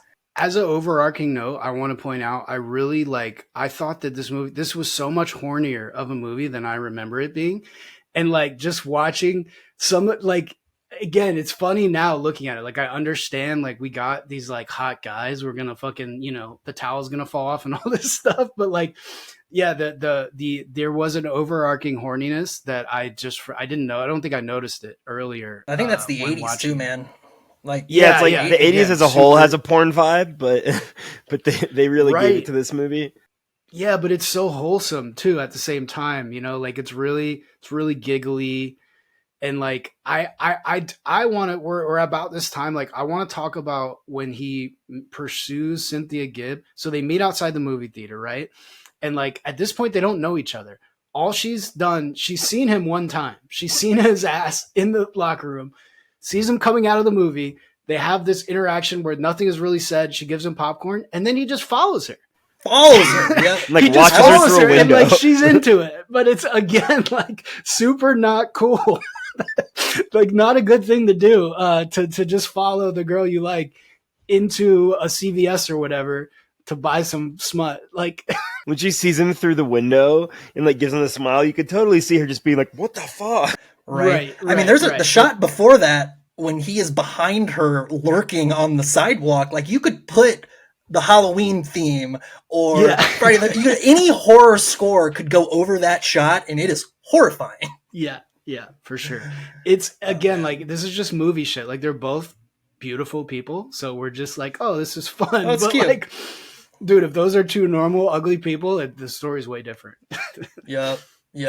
I was gonna say with Miss McGill as fucked every kid she's billeted, then like VD's taking this team down, right? Like one outbreak of syphilis or something, and you have to forfeit your playoff games because no one can play. Again, I think that that's accurate. I think that that's a common thing that happened, especially in that in that era. I've heard a lot of ex-pros and people talking about it. And like, it's not always the mom. I'm sure sometimes it's the daughter or whatever. But yeah, that thing I think is also like, I think that was researched, and like, it seems silly now, but it happens a lot, or it happened a lot for sure in that era of junior hockey for sure. Yeah, I mean, I remember, I don't know which NHLer, and it's probably for the best that I don't remember, but I know one of them like ended up marrying the person that was their billet bond. Whoa. More than one, Like, yeah, for sure.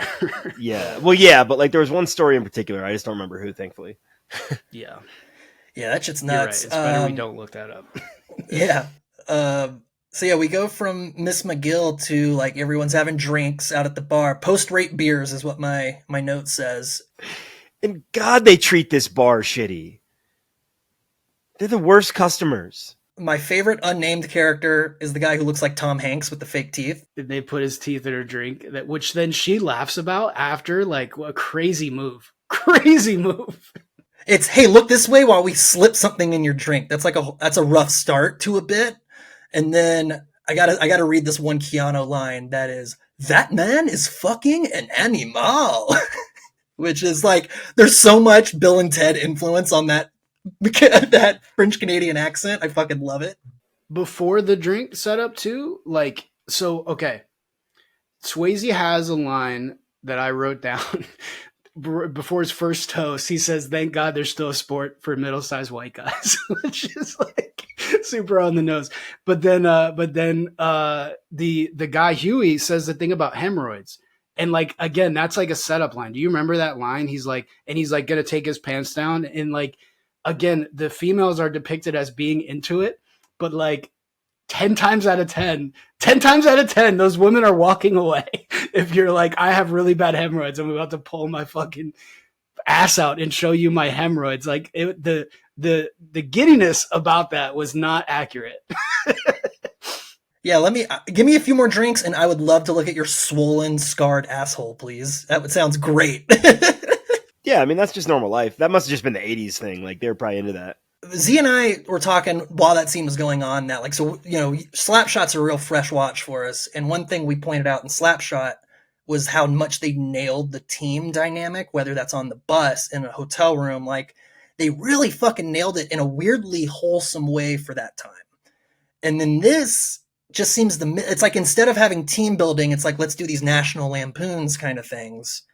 And I think that's probably has more to do with the era, because that's coming out when like the first Police Academy is coming out. You know, like, it's the mid 80s were a wild time for movies, and they're weird, but they're better for being weird. Like, I'm glad we have them. Yeah, for sure. Super campy, super. Yeah, I agree. I do think that is, maybe it's not really an attempt to be wholesome, but like that is one of the few scenes where like the whole team is shown kind of bonding outside of a locker room. And like, yeah, it's just like, it's terrible. They're just throwing shit everywhere, being awful people. Throwing their fucking drinks. Yeah. And I wrote down on one of Swayze's lines at the beginning of that, he goes to Youngblood, saw you try out. And I was like, yeah, you also just saw the bottom of his ball sack. Like, so this is the first time you've talked, but you also just shaved his nuts. I don't think I ever consciously put that together until you said that. Like, because they make it seem like that's where they're meeting him, but no, dude, they just fucking pinned him down and straight razored his fucking pubes. Like, he would look so much more rattled, I think, at the end of that table, you know, because everyone hates him, really. Like, that's the hazing of this time, is like every fucking thing he says is shot down immediately. And those were the days, though. Like, even in the early oddies, like when I played football, there was an air of that, of just like, you almost have to shoot down every fucking thing a rookie says because that's just what's expected. And I'm glad we're moving beyond that. Because I just think it's a little tired, you know, of just, you're new, so fuck you. It is. It's like a really old tactic. It's not even just in sports. It's just kind of like they're creating like bonding moments, but it has to work. In order for that to work, like the kid there's so many layers to like, if that is effective or not at sort of like bringing men together.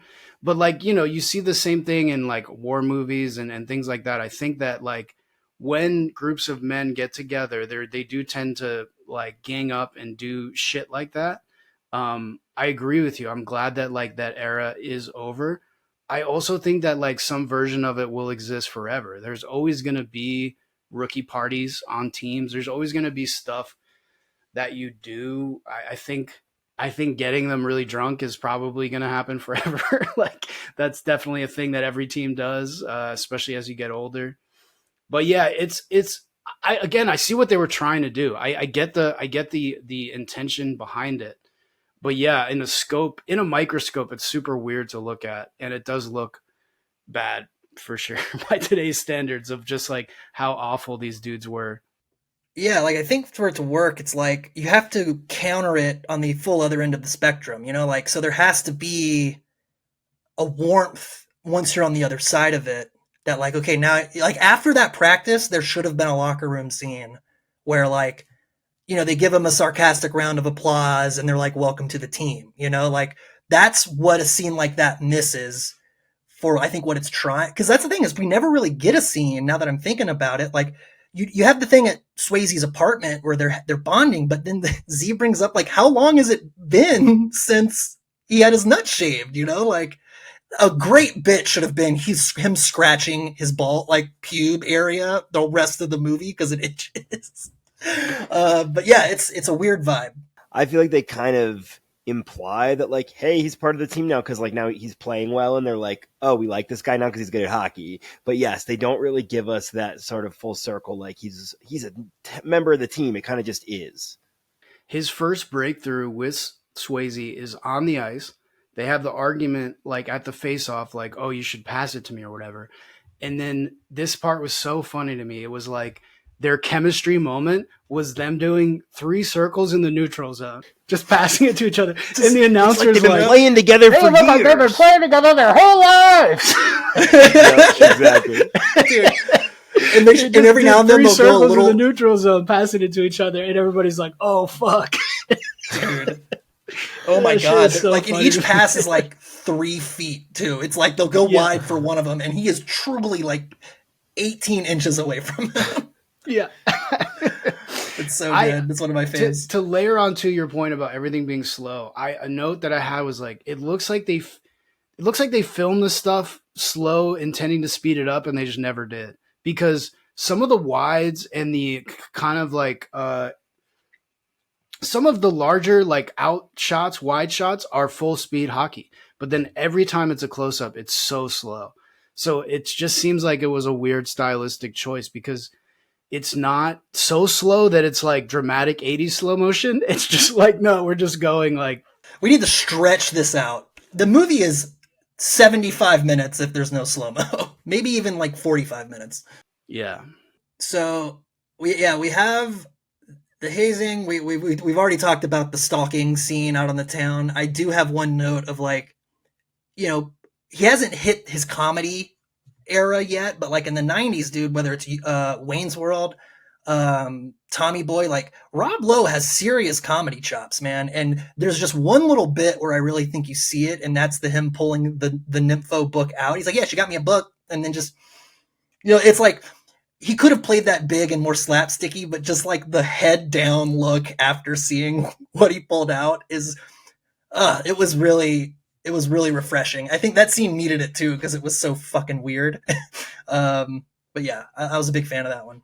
Yeah, I liked the way her dad played that part too, because like he doesn't go over the top with like he's just like, do you like need a ride home or whatever? Yeah, but yeah.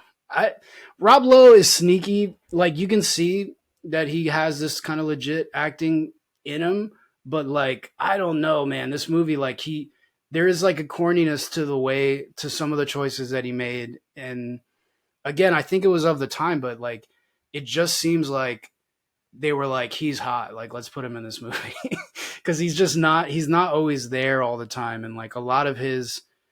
When he gets like, I don't know, he has this kind of plastic surgery face like all the time. And I'm guessing he hadn't had plastic surgery yet. But like, yeah, he's so kind of like the same look the whole movie, like up and down. He's very just like jaw out. Like, yeah, I don't know. I love Rob Lowe now. I think it was like looking back, it was like you can tell he was kind of like getting into it. Yeah. Yeah, I think he's just miscast, but there are those rare moments where it comes out that he is really talented. But I was telling Z, I think he looks like a hockey player when he's not playing hockey. Like when he is in street clothes, like I don't know if it's the era of hair kind of translates to hockey hair, but I do think he has a bit of a hockey player look at times. Yes. It's just every time you see his full body skating, you can see that kind of like, I don't know what I'm doing, like wide shoulder thing. And then, yeah, I guess probably just me being too picky about that. But like, he is the one that really sticks out that he didn't know how to skate. I wouldn't say any of the other guys is like, they all look believable, but when you see the shots of him, it's like Gordon Bombay in Mighty Ducks. Like you can see this flash of just like, oh, this guy has no idea what he's doing. And given that he can't skate at all, you would think they would choose somewhere else to go on his first date with Coach's daughter. Like they had to go skating, and like him being terrible was a bit.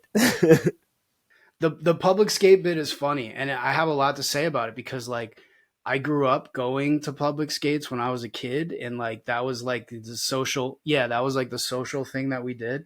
I also like was a skate guard briefly. I worked at the ice rink in Charlotte, and I was a skate guard myself. So that bit, I'm glad they put that in the movie. But you can also tell like how doomed that guy is. Like the second he shows up and he has the glasses, and that voice. It's just like, oh, this guy doesn't stand a chance. And there's Chekhov's cake. It's like, oh yeah, that's there's just a cake in the middle of the ice. Yeah, right. Did your public skates that you went to have tables of food in the middle of the ice? They did not. No, that was it. So funny enough, though, like when I was really young, the public skates, the center was closed off for like figure skating. So like you would go around in the circle, which you always did, but then in the middle there would be like figure skating. And once you become to be a little shit, as I did, you'd like cut in for seconds, and like the kind of like having the skate guard chase you, I think is a wholesome thing that kids do. Now, when I say kids, I mean like 12-year-olds, not 20-year-olds. But it was a funny bit for sure. They just like he can't stop. Yeah. Maybe they couldn't think of another date to like make the next scene work. So like Tyner and I were talking about how like, oh, since they play there, they're always at the rink. So that's why they run into her dad. And then she's got like her own hidden little office closet. Little like at the rink. Boiler room. Right. A little silly. And then, I mean, my favorite part of that weird scene where they're like shuffling around her little office is, I've been the fastest guy since I was 6. He's like talking about how fast weird brag for a first date. Yeah, it's I love, cool, dude. You're right. As a 6-year-old, it must be tough being so fast.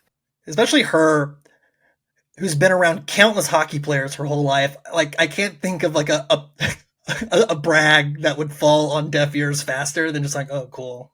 Yeah, like she should have just walked out at that point. Oh, you're one of those guys. But clearly it worked because we go from the rink back to his billet room, and I think this is like the pinnacle of Canadian eroticism. We go both flannels to long johns to fireplace nude. Mattress on the floor in front of the like little wood burning fireplace. Yeah, that shit was great. Water everywhere. I feel like in this day and age movie, they would have had sex in a little office, but no, they like took their time, took off their flannels at home, And yeah, the way it's interstitched with his billet mom, like making the weird dessert tea stuff, like, the classic, like, she's trying to drug this kid. Yeah, right. She was clearly trying to have sex with him again. That was like the thing. And then, yeah, she found out. But dude, my note about that was like there was a technician on this movie required to keep everybody moist. And like, man, the way that they did that was so funny. And they go so over the top in the sex scene, like the water part of it. By the end, they're just dumping water on each other, which again is not like hilarious. And yeah. And it reminded me in our movie, like the moment that we had like that was the post-game locker room setup. Coming in and out of the door, we had a spray bottle, And like we did have to constantly spray each other because it took hours to film and we were drying up. And it's like, guys, we have to look like we just played a game. So we'd go out in the hallway and just fucking mist each other so that it would be believable. But like, man, did they go over the top with that in a lot of parts of this movie? Every close up where someone's sweaty, because like the real way it's supposed to be done is like you do mostly water with a little bit of oil so that it kind of stays. And I think we were just doing water because I didn't want to have to spray you guys down with oil, but also it was legit like 100 degrees in that fucking locker room too. So I think that helped us. But yeah, over the top sweat dripping off of like everywhere. Anytime there was a close up or someone needed to be just a little bit sweaty. I love it. Yeah, I was hoping in the credits there was like a moisture coordinator. I'm sure it was just the PA, but like there was somebody on that movie that just fucking got everybody wet, and holy fuck, like the importance of that to the look of the movie. There was nobody more important than the oil water moisture coordinator. And yeah, it was just the sex scene was so funny because of that. Like they just were instantly so wet. They were fully dressed like flannel, everything. And then all of a sudden it's like, yeah, we just skated 3 periods. Before sex, they were wet. So like, yeah, it was fucking hilarious. And then to piggyboard off of that, the bonding scene between him and Swayze is post this, right? In the apartment, they're like in his apartment. And he says like, did she catch you before or after you put the puck in the net? Oh, I love that fucking line, dude. So fucking it was like, did she it. walk into you before or after you put your puck in the net? Oh my god. So good. Oh, I love it. I like how the lady, she just like really lingers. Oh yeah, she really gets a whatever good her look. name is. Yeah. Miss McGill? Yeah. She's like, I need to lock eyes with this kid. TD, Tutty, taking it to the house. Whatever you call a touchdown, they matter more at DraftKings Sportsbook, an official sportsbook partner of the NFL. Ready to place your first NFL bet? Try betting on something simple like a player to score a touchdown. Lines and odds are available on the DraftKings Sportsbook app for upcoming games. Ready to do a touchdown dance of your own? Score big with DraftKings Sportsbook, the #1 place to bet touchdowns. Download the DraftKings Sportsbook app and use code THPN. That's code THPN for new customers to get $250 in bonus bets when you bet just $5 and get 1 month of NFL Plus Premium. Only on DraftKings. The crown is yours. Gambling problem? Call 1-800-GAMBLER. In New York, call 877-8-HOPE-NY or text HOPE-NY 467-369. In Connecticut, help is available for problem gambling. Call 888-789-7777 or visit ccpg.org. Please play responsibly. On behalf of Boot Hill Casino and Resort in Kansas, 21 and over, age and eligibility varies by jurisdiction. Void in New Hampshire, Oregon, and Ontario. Bonus bets expire 168 hours after issuance. For additional terms and responsible gaming resources, see dkng.co/ftball. NFL Plus Premium offer available only to new and former NFL Plus subscribers. Additional NFL Plus Premium terms at nfl.com/terms. Yep. As a follow-up to what Noel said earlier about horniness, one of my notes right here is this movie hornier than Slapshot, which is like less nudity horny, but like there's one character that's like the full conduit for the movie's horniness, who's like, he is a criminal, basically. He is a predator, much like Miss McGill. It feels like 2 different eras. Like I think of Slapshot truly in the Animal House, like Caddyshack, like vein of like, we're just now like figuring out edgy comedies and like, we're going to kind of do this.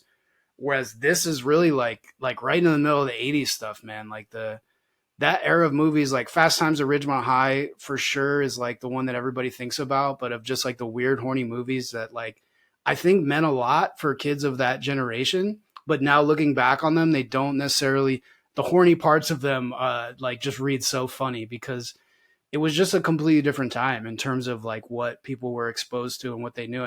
And I'm sure like, I bet that this movie did, I bet it did it for a lot of young ladies for sure at the time, man. Lots of oiled up Rob Lowe, leg press and half pads. There's a lot of gratuitous muscle in this movie.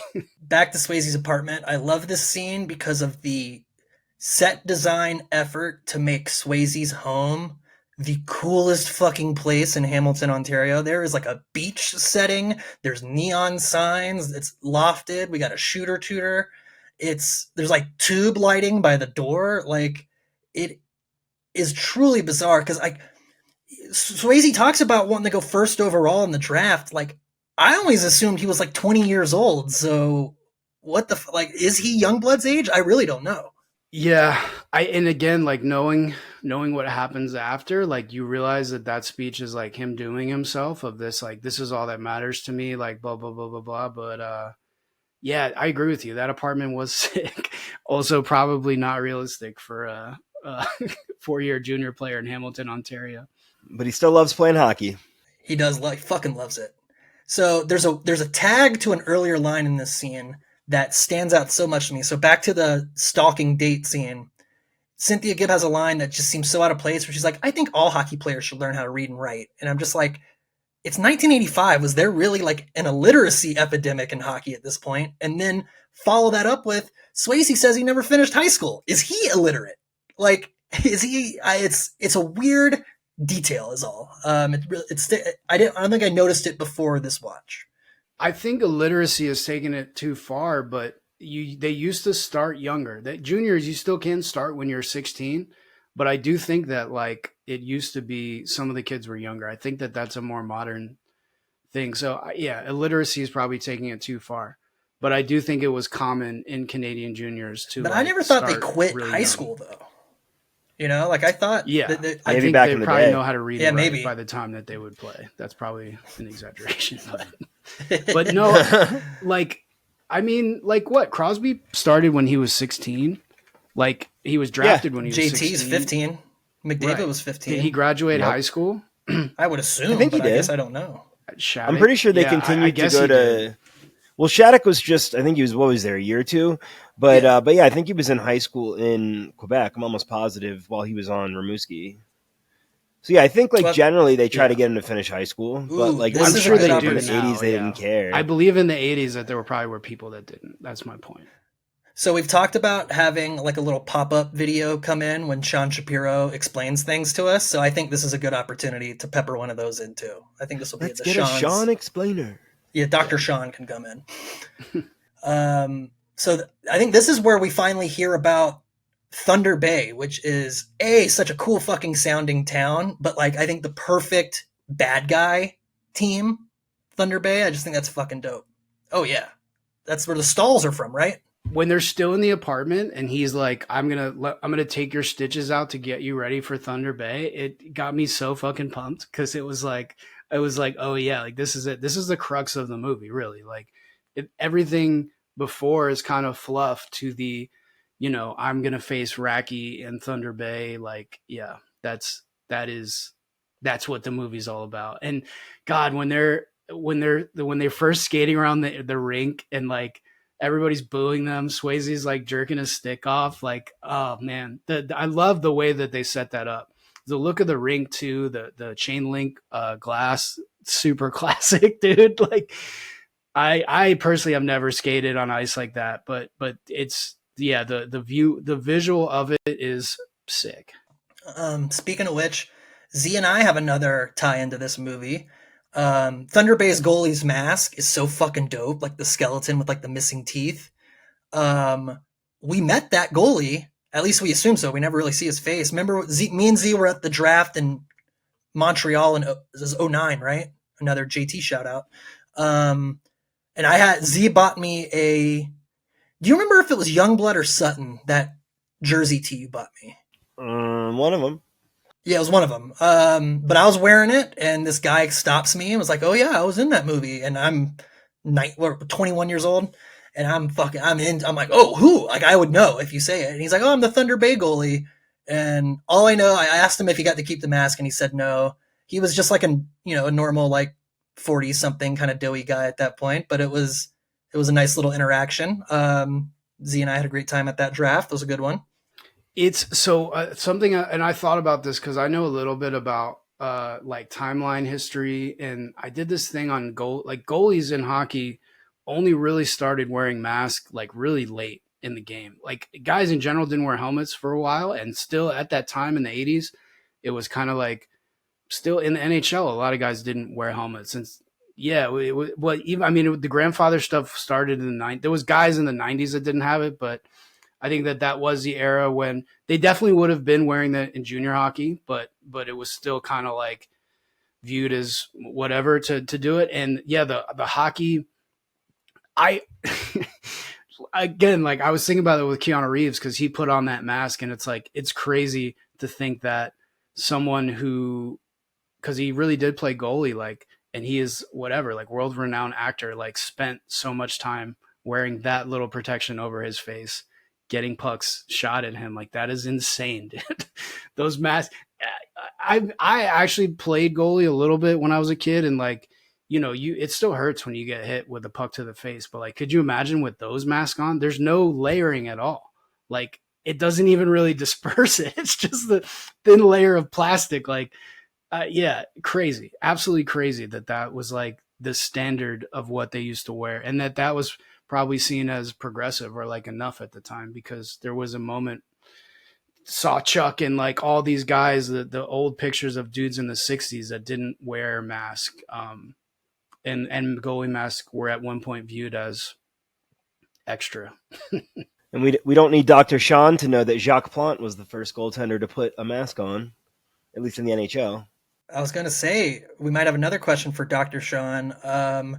Like I know in the 1980 game, Jim Craig has one of those masks, but Tretiak has like a Chris Osgood setup, right? So I'm curious when goalie helmets as we know them became the norm, because man, 85, 86 feels too late for goalies to still have that, right?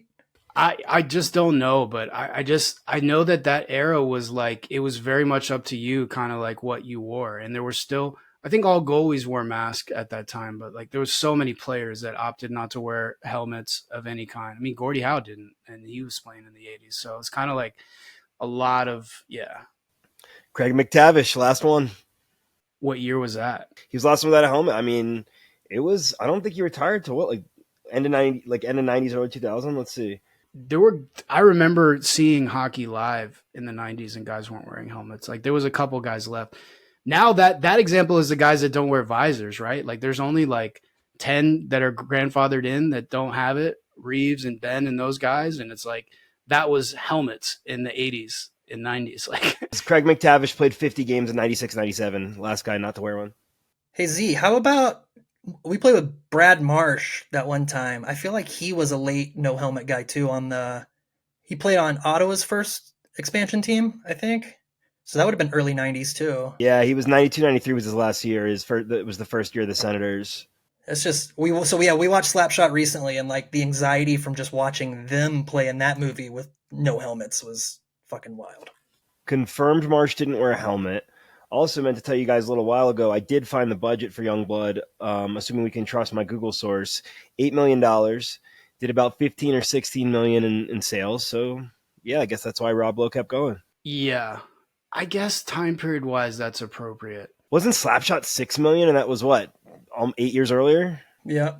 Yeah. So I mean, that was a big budget movie with Paul Newman. Like, yeah, and that made 30. So that was a hit. My mom was telling me, Noel, you weren't here for that recording. My mom remembers seeing that movie on the base at Fort Bragg when my dad was there, and a quarter. Tickets were a quarter. So to make $30 fucking million off tickets like that, like maybe that wasn't the norm. Maybe that's because it was on an army base, but still, like, it's fucking nuts. Yeah, Slapshot. I remember I think I watched it with my dad for the first time. There was many movies my dad showed me, and he forgot how fucking like raunchy and shit they were. You know what I mean? He's like, "Oh yeah, this movie's great," and I probably was like 12, and halfway through it, he was like, "Fuck, I fucked up." Well, we talked about this with Proton too. Like, we were watching Slapshot pretty young, and it is pretty vulgar. And it's just like, it's a hockey movie though. You guys are hockey players. You can watch it. Like, yeah, who cares? So the Thunder Bay, to kind of loop back into the timeline, after the first period, right, coach is super pissed because they're being there, and he's like, I got 3 bus tickets to Junior C, like, you know, going around, and it's like the ultimate threat to these guys unless you start. God, that speech was so good, man. You know what Gordie Howe's first signing bonus was? Team jacket. Yeah, he's like, I didn't come halfway up to the Arctic Circle like to get our ass kicked. You guys could be skating around with a carton of eggs out there and not break one. Like, again, like it sounds like hockey, like cliche shit, but like just so accurate in terms of like locker room coach just disgusted with his team, trying to motivate them. You know what I mean? Like that really is like the coaching style of hockey. Is just this pure like, I fucking hate you guys so much. Like you're terrible. Like, and that's the you know, that's gonna get the room going, and it does. It does. So when he said that, I was like, oh, the Arctic Circle isn't Thunder Bay, Ontario? Like it can't be that far. And we looked it up. 15-hour bus ride. And it is northern, so yeah, I guess that's a long one. also there. Ontario's fucking huge. I'm just looking Yeah. at the map. Like, Yeah, Canada's so all the spread Canadian out, and, like, provinces are so fucking big. the stat, I forget the numbers, but like the majority, like 80% or something of Canada lives within a certain mile percentage of the US. But with hockey and juniors, like that stretches out a lot to the northern, you know, farmland parts. Yeah, he kept the coach would always say like, you know, you guys want to go back to the farm. That was like the ultimate insult. Is like, you guys are going to go back to shoveling shit, like, you know, if this doesn't work or whatever. I wanted to look if that Tallahassee team was real. No way it's real. Tallahassee is such a good, it's catching strays in this movie in Canada. It's like Tallahassee's like, what the fuck did we do? I don't remember if I brought this up last time, but I tell this to a lot of people. My favorite like hockey minor league name of all time is that there was a team in Macon, Georgia that was called the Macon Whoopie that had a stork as their logo. And I think that the logo was actually a bird called a whoopee. Was it? Okay. Oh, that's fun. But it I'm was pretty like, sure. Yeah, it was like in on the joke of like, yeah, the Macon Whoopie. Like, but it was Something I thought like it was that. supposed I to do be remember like, that team though, Macon, Georgia, Yeah. Macon Whoopee. Yep. I'm amazed Well, now I it gotta hasn't look come them. back in It does. somebody's throwback merch lines. All right, I'm gonna do some digging on this bird in particular though, while you guys keep it going. So yeah, so like I said, Slapshot's pretty fresh for us. There's a lot of really good fucking scenes on the bus that show like team bonding and that, to the point where like it feels kind of like Major League kind of ripped off a lot of that. We only see the bus really in like transition shots and like one or two lines from the coaches. And like specifically with junior hockey, like the bus is such a part of it. 15-hour fucking ride to Thunder Bay. You could have had so many little team scenes in there. And yeah, it's just not a priority for these guys to get any of those scenes in there. So I just thought that was interesting, having watched Slapshot not too long ago. Yeah, I think they spent their whole location budget on the helicopter shot of them crossing the bridge to go to Niagara Falls in the beginning. They just blew it for the rest of the movie in terms of exteriors. I'm gonna pop us back briefly to the Macon Whoopie. So, the mascot was a whooping crane, menaced by a bee to represent the birds and the bees. Wow, that's layers. That's deep. Very, very tongue-in-cheek. Very good. Yeah. What league was it in, Z? It was like the IHL or something? So short-lived. first it was the Central Hockey League, and then when they were leaving Macon, the Tallahassee Tiger Sharks from the ECHL moved to Macon for a year and were the Macon Whoopie, so the Stingrays got to play them. I remember the Wait, Tallahassee what was the Tiger Tallahassee Sharks. team in the movie? Wasn't it Warhawks. also Not the Tiger Tallahassee? Sharks. Warthogs or Roadhogs, something like that. Oh, okay. Dude, I forgot about that team, Z. That's a great pull. Yeah. Macon Whoopie. Tallahassee Tiger Sharks, I remember Gary Sosha played there. Dude, we had a Jack Russell Terrier named Sosha. Former Stingray. Yep, former Stingray. So this happened a little earlier than I thought. So this game with Thunder Bay, I always assumed it was like a regular season game in my head, but I guess that's game one of their playoff series. And Hannah, the ref, is like criminally negligent as a referee. Racky, I mean, after just like minutes of the slowest hockey you've ever seen and like football rules of physicality, like nothing but interference calls, but it's just like we got to show people getting hit. Like the Mighty Ducks love to do that. Like Team Iceland will hit all five guys on the ice and there's no penalties for it. But I mean, Racky commits manslaughter. Like it's as if McSorley would knock off Bashir's helmet before McSorleying him. Like there's layers to it. It's not just a play. Like it is premeditated manslaughter. The helmet off Slewfoot was such an insane thing. Yeah. Not even a 2-minute penalty for it. Mind blowing. I want to real quick go back to like the bench brawl before this, right? Where like everybody's going out. It ends with Swayze kissing the ref. Like I forgot about this moment again, but like it's so funny and it's so like it's like reminding you like this is fun. We're having fun here. Like you know what I mean? It's like this full like line brawl. Coach goes into the stands like we're all going, and then Swayze kisses the ref, and it's just like, oh shucks, like this is just all fun and games. But then before the Swayze gets hurt again, like everything gets darker. It's all the notes of like this is serious. You know, the tone changes of like the helmet comes off and he's gonna hit the ice. But yeah, like I mean manslaughter. That's first degree murder, dude. Like straight to prison for him for sure. And not even a penalty. He just goes to the bench and he's getting high fives. Like you guys have been on the bench. Like if you ever hurt somebody on the other team, like, you know, you don't like celebrate. There's no part of that in hockey where like, yeah, we incapacitated this guy. Like, nice job. Like he'll never play hockey again. Fuck yeah, boys. As hard as Slapshot and Youngblood would want you to believe, I don't even think it was that way back in the day, right? Dude, and we played in an era where shit, like, you got away with a lot, especially, like, I shoot a lot of, like, youth hockey games, and the game, I think for the better, like, we don't need kids taking head trauma this young, but, like, I was all about contact, and I would never play more than 2 games in a row with, like, I mean, I would have to change the way I play, I guess, but, like, it's wild the stuff we got away with, and even that would be like straight to jail. You know, even like 5% of that would be. To go back to you with the coach fighting in the stands, what I love about that is he beats the shit out of the guy's friend and then has like a little line for that guy who did nothing to him except have the misfortune of his shittier friend making a human shield out of him. So I just had to call some attention to that because it was my fucking favorite. I need to get this in. My coach did that shit when I was in college, like not that long ago. Like I'm talking 2011. Some kid was like bothering him behind the stands. He was a crazy person. He played with Tortorella in the minors. Like he was a hockey guy.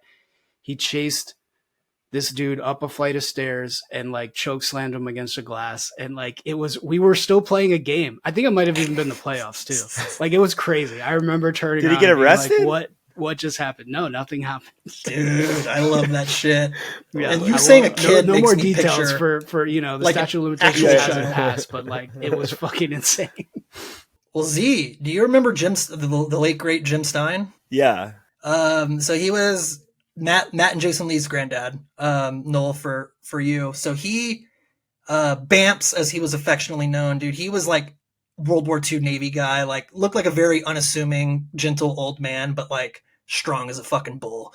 And I wasn't on this team. This is a secondhand story, but they were playing in Hillsborough, North Carolina, and it was getting real chippy and the power went out. Like not like long, but like the rink went totally dark for like 5 seconds.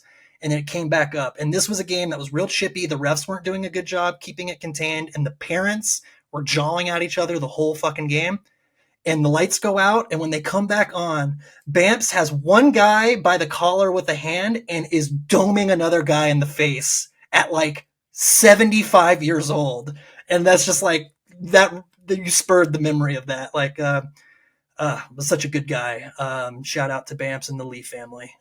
We love him. No, you're good. I mean, I think one thing at the, like the last game, I don't know if we're there. Are we there? Can I talk about the last game? I think we can bounce back at any time. So yeah, let's just. Okay. So yeah, I think like Tyner and I were talking about earlier when we were watching it, like it would have been the bigger thing if it was like, you know what? I won the game. I don't need to fight that loser. But like, no, it's like 3 seconds left. He has enough time. They're about to drop the puck. And then the coach is like, take him off the ice. And they have time for this like full conversation.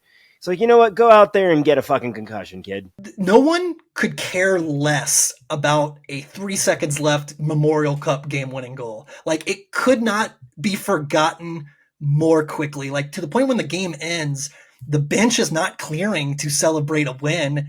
It's like, oh, well, clearly we're going to have a fight at center ice, so let's wait. Right. No one's even excited to win? Like... It needs to be said too that like there's just no situation that you would send that player out to do that. Rob Lowe, 5'10", 160 as he's listed in the movie. We're post Gretzky. So like this is definitely like post, like small, fast superstars. There's going to be guys, there's certainly like, Thunder Bay teams, the Western League in Canada and all that's like real. But like, yeah, you would never send out Rob Lowe to fight his guy, especially when the game didn't matter. Yeah, to fight a 33-year-old Racky. Yeah, dude, zero chance that would ever happen. And it is funny because like I think about you guys remember this year with Kachuk fighting Pasternak, how like he like asked his coach for permission and like this whole thing, and like yeah, there is some allowance maybe for like your superstars to fight because you understand what it means to your team or whatever. But you're 100% right, Z. Like in that moment, the game's over. Like he wouldn't even be on the ice to begin with, let alone like getting taken off. Like, yeah, there's absolutely no reason that would ever happen. I want to go back a little bit to before this because he quits the team right after the after at the drop of a hat, injured, right? He's just like walks out, quits the team. He has like this sentimental moment with this lady where she's like, it could have been you, and he's like, it's the first time in my life I didn't want to play hockey. And then Q, just like Rocky, right? Goes back to the farm. Like, his brother calls him this. They get into the training montage. All of a sudden, like his dad comes out. Okay, another note overarching. So you're led to believe that they're struggling on this farm, right? Like he has to do the work of two people.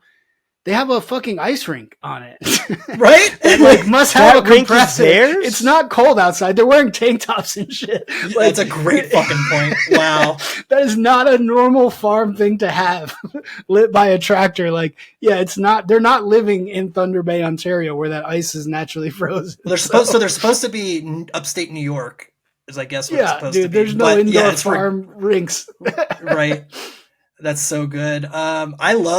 I love that montage as a way to like get us away from things a little bit. It's the most 80s of montages. I love it. Oh yeah, dude. It's like, well, Z and I were talking, like that game he plays in cannot be more than an absolute max 2 days away. He would be so fucking exhausted physically before that game from all of the weightlifting and fighting and shit. But my favorite fucking thing is when I actually genuinely like the actor who plays the dad. And I love a lot of that scene where he comes out on the ice to like teach him, but I'm always so distracted by how teeny tiny the numbers are on his jersey. And I have no other note than that, but it's like going back to when I was like 15 years old. That's all I could focus on is what jersey has no number on the back, or maybe it did, but like just, I don't know. It's weird as shit. It looks like a house league jersey. And I just love the idea that, yeah, the farm is this family business. I do love the detail, like in 10 Things I Hate About You, that the mom has left. She didn't die. That could be such an easy thing. It's like, no, the mom has to be a piece of shit and abandon her family. But I just love, when did Karate Kid come out? Is this a post Karate Kid world? Because I feel like it feels like a ham-fisted way to get a little bit of that in there. This has to be before, right? I don't know. Karate Kid was 84, so it was like around the same time. Oh, it was the same time. Like right after. I think that's a little bit of that extra montage. Like we get one extra montage, I think, than we need, but I'm not complaining. But like, I feel like that's a little bit of that influence. I love everything at the farm with the dad. Yeah, and like even before that, he in the farm like working montage. There's this part where he's like shoveling hay and it's getting dumped on his head, and he's like, give me a second down here. And they just keep dumping hay on it.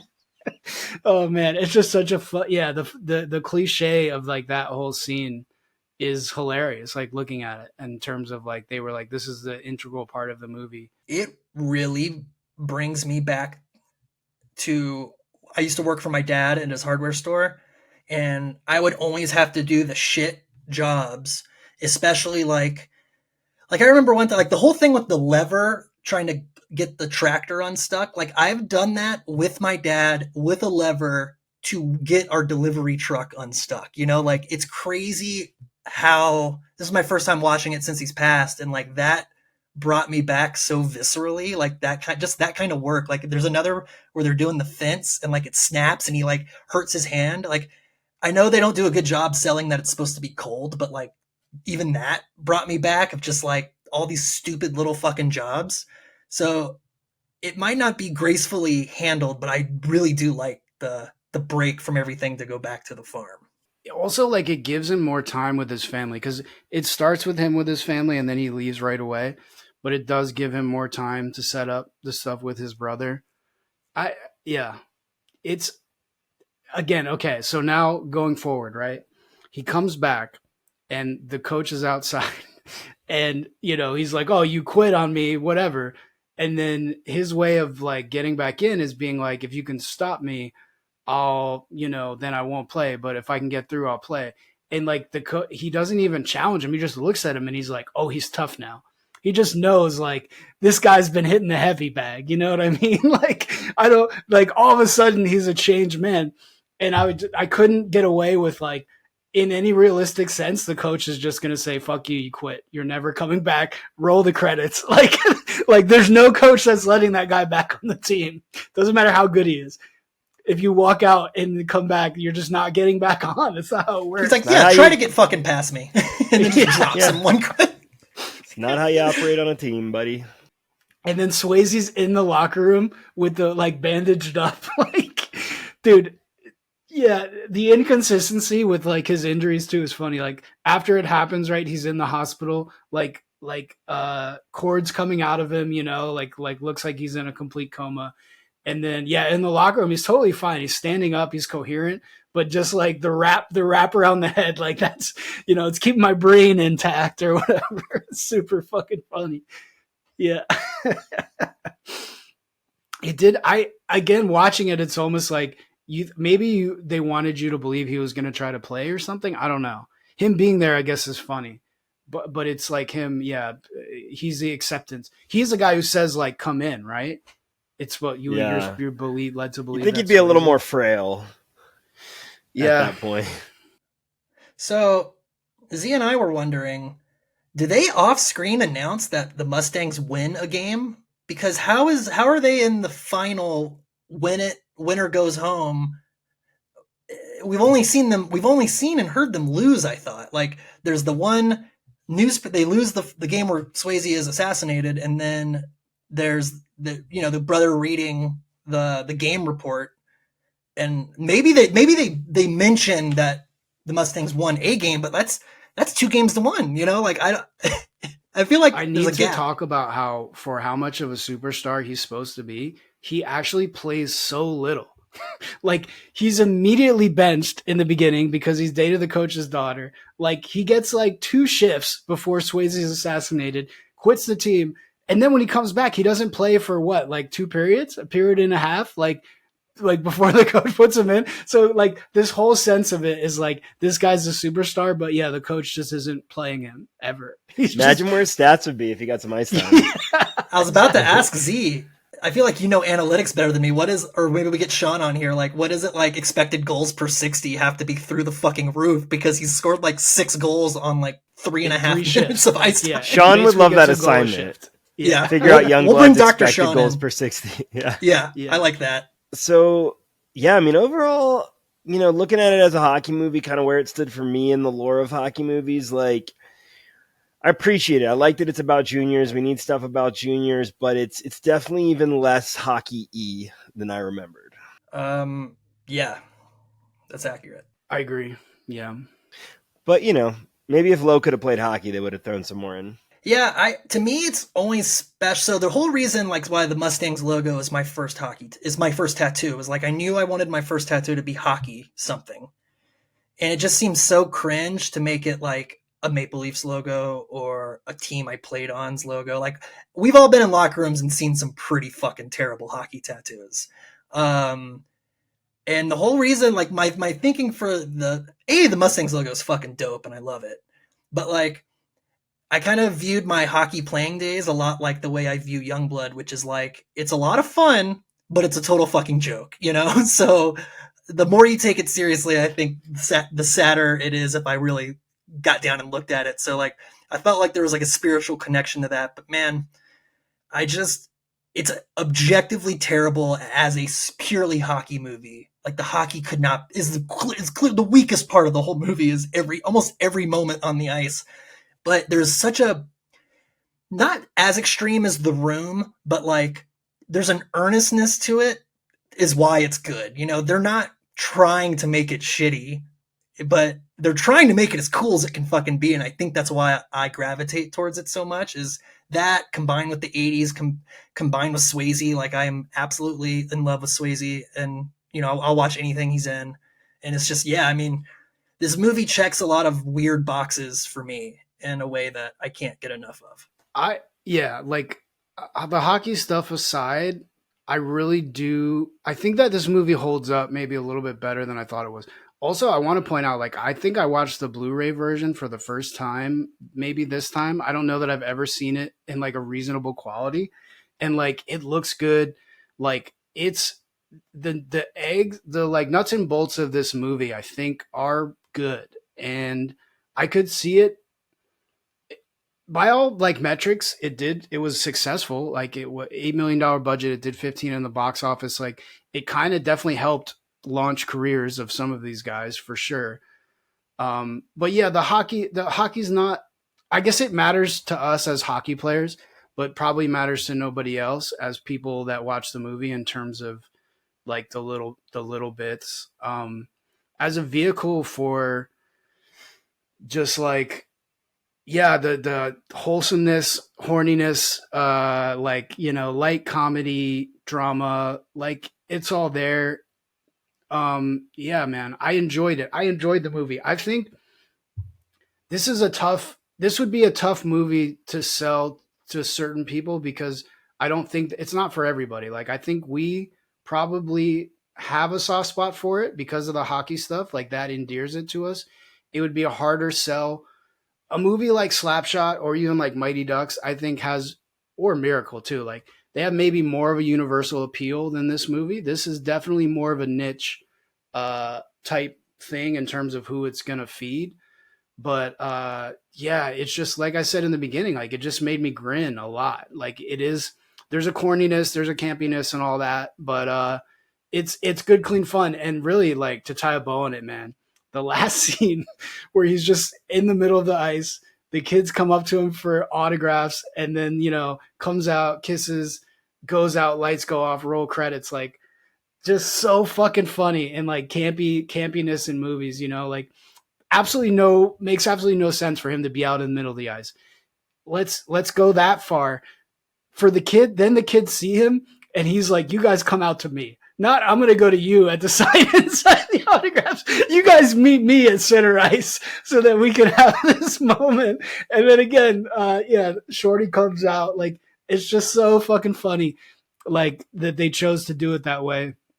Yeah, shut off the lights, leave the scoreboard lit, roll credits or whatever. Like, yeah, it was grinnable, man. I had a real intention to have the late game end this way, where we shut the lights off but put a spotlight on the net for the credits. Another overt Youngblood reference that I wanted in the movie, and with all the cutting and stuff we did, it just got lost, was Riley saying my favorite line from this movie, which is, "Look where the puck is, asshole." We lost that in the shuffle. I fucking love that line. I think it's great. But yeah, I don't know. Big picture. I know, Z, you have any thoughts we didn't get to? No, I don't think so. I think it'd be like, not that we're going to do it, but it'd be a fun one to get the rights to and remake, just because I think it could be pretty cool. That would be a dream come true. Like, in talking about like the late game stuff too, like I noticed the similarity before he's lining up to the penalty shot.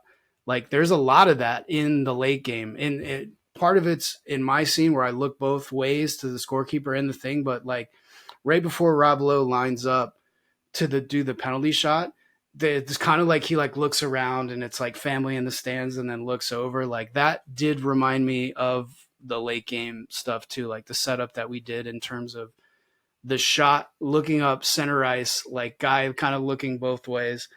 I don't know that, but probably wasn't intentional for you, like to do it that way. But I know it made me think of it. Like when I saw that bit with Rob Lowe, it was very like it just looked the same. Like the setups, the angles, the lenses, like everything was very similar in that the way that we set that up and the way that the movie does. And also that like it's not probably not realistic from a hockey sense. Like you blow the whistle and you skate the puck, but it's a funny setup to have the guy out there center ice kind of looking around, you know, taking in the atmosphere or whatever. But the atmosphere of our movie was Hubie and Guy Fry. Right? Dude, your face when you see them gets me so good. I wish we could have done what this movie does, which is when it's Youngblood's time, he like turns his back to the goalie and takes like a 15-second like loop just to kick the puck, which I'm so glad we have some puck kicking from our boy right here. And from Chet, from Chris. I fucking love that too. So yeah, there's definitely some overt Youngblood reference in there, but yeah, I think you have my favorite pre shootout like lead up of the look to Aaron, and then the Hubie Guy Fry. Your like face gets me every fucking time. I love it. I like the way you edited that and like the way what we went with, because we did a lot of takes of it. And some of them were maybe a little bit more like mean spirited or whatever, but like it is funny, like just the frown kind of like that thing is I think was like such a good choice of just like yeah. For these, Noel, we've been doing like a hockey rating and then an overall movie rating. And, you know, last time we just kind of picked things we wanted in terms of 5 of X or 4 of X. Ideally movie related. And Tyner, you want to start us off? Yeah, I can start to kind of late. So with the lake with Slapshot, we did I don't know, we did a few different things. So I would give this as a hockey movie. For hockey context, I'd probably give this like 2 out of 5 paperback copies of Nympho. And then like my very slanted subjective rating of this movie as a whole is 5 out of 5 shaved off pubes. It's just, it truly is like, if I had to pick, you know, the old desert island that somehow has a working DVD player, Youngblood, I don't know if you gave me 2 movies, it would be Point Break and Youngblood. Like that's where it's at, of just like endless rewatchability for me. So yeah, it's 2 out of 5 for the hockey, 5 out of 5 for the movie. I get that. I feel that. I know it's a special one to you. I mean, I have to agree on the hockey. I'm going to go with 2 freshly shaved ball sacks out of 5 for hockey. And then the movie itself, I mean, honestly, like, yeah, I'll watch it again, but it's mostly because it's a hockey movie to me. Like, I don't think it's that good of a movie. Like, I don't know. I'd probably give it like 3.5 egg salad sandwiches. That's still a good rating for like that build up. That was much higher, but I like that. Really Well, yeah, I like it does have a special place for me still. So that's what gets it like more than 2 stars for the movie itself. And just like, you know, there is that charisma element of the stars they have in it, including the dad, Lautner. I think I align with you guys completely in terms of the hockey. We talked about it too. Like it's hockey, but that's about where, yeah, the realisticness of it or whatever. I'm going to give it 2 neutral zone circles out of 5 in terms of hockey realness. Yeah, in terms of a movie, like it's not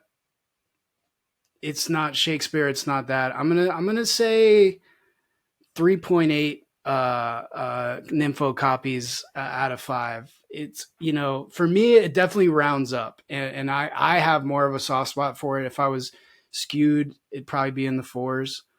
But yeah, it's I enjoyed it. I really did. It wasn't, at no point watching it was I like, you know, wanting to fast forward through a part or whatever. It has been a while since I've seen it. Runtime like at an hour 45, at times maybe like the pacing, I wish it was a little bit faster, but I don't know. I get it. I understand. They just took out the slow-mo. Oh, yeah. The slow-mo, it's a tight movie. Even if you cut the slow-mo in half, I think you would drop to 75 minutes like instantly. Yeah.